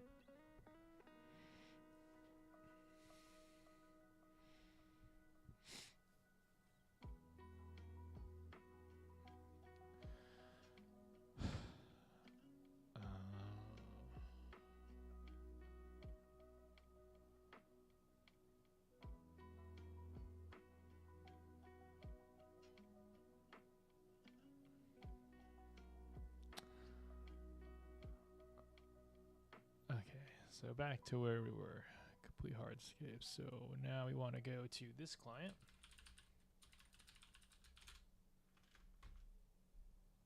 This client's been with us since like 2019. They're like one of our longest running clients. Actually, I don't think I've like met any of like very few of our clients. We've got almost 50 clients, probably over 50 at this point. And I've met in person like 3 of them. And this is like one of the only clients I've ever met in person because we were both living in Kansas City at the time, and he was one of my first clients. So when I met him, we actually went to Starbucks, and I like pitched him at Starbucks. ever since then, he's been a client. And he actually approached us because he didn't want more leads, he wanted fewer leads. But he wanted better leads.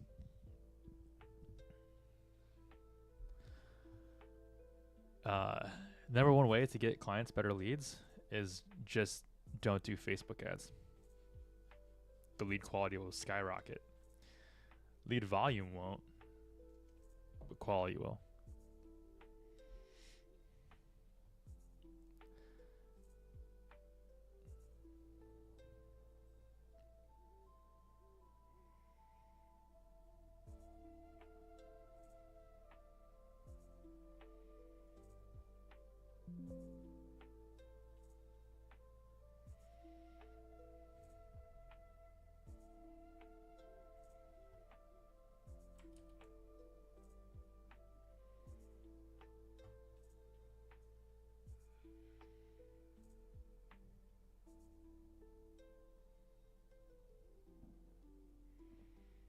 Good, Marcus. Marcus, is it Hendry? I can't tell because you don't have your last name in your Twitch handle.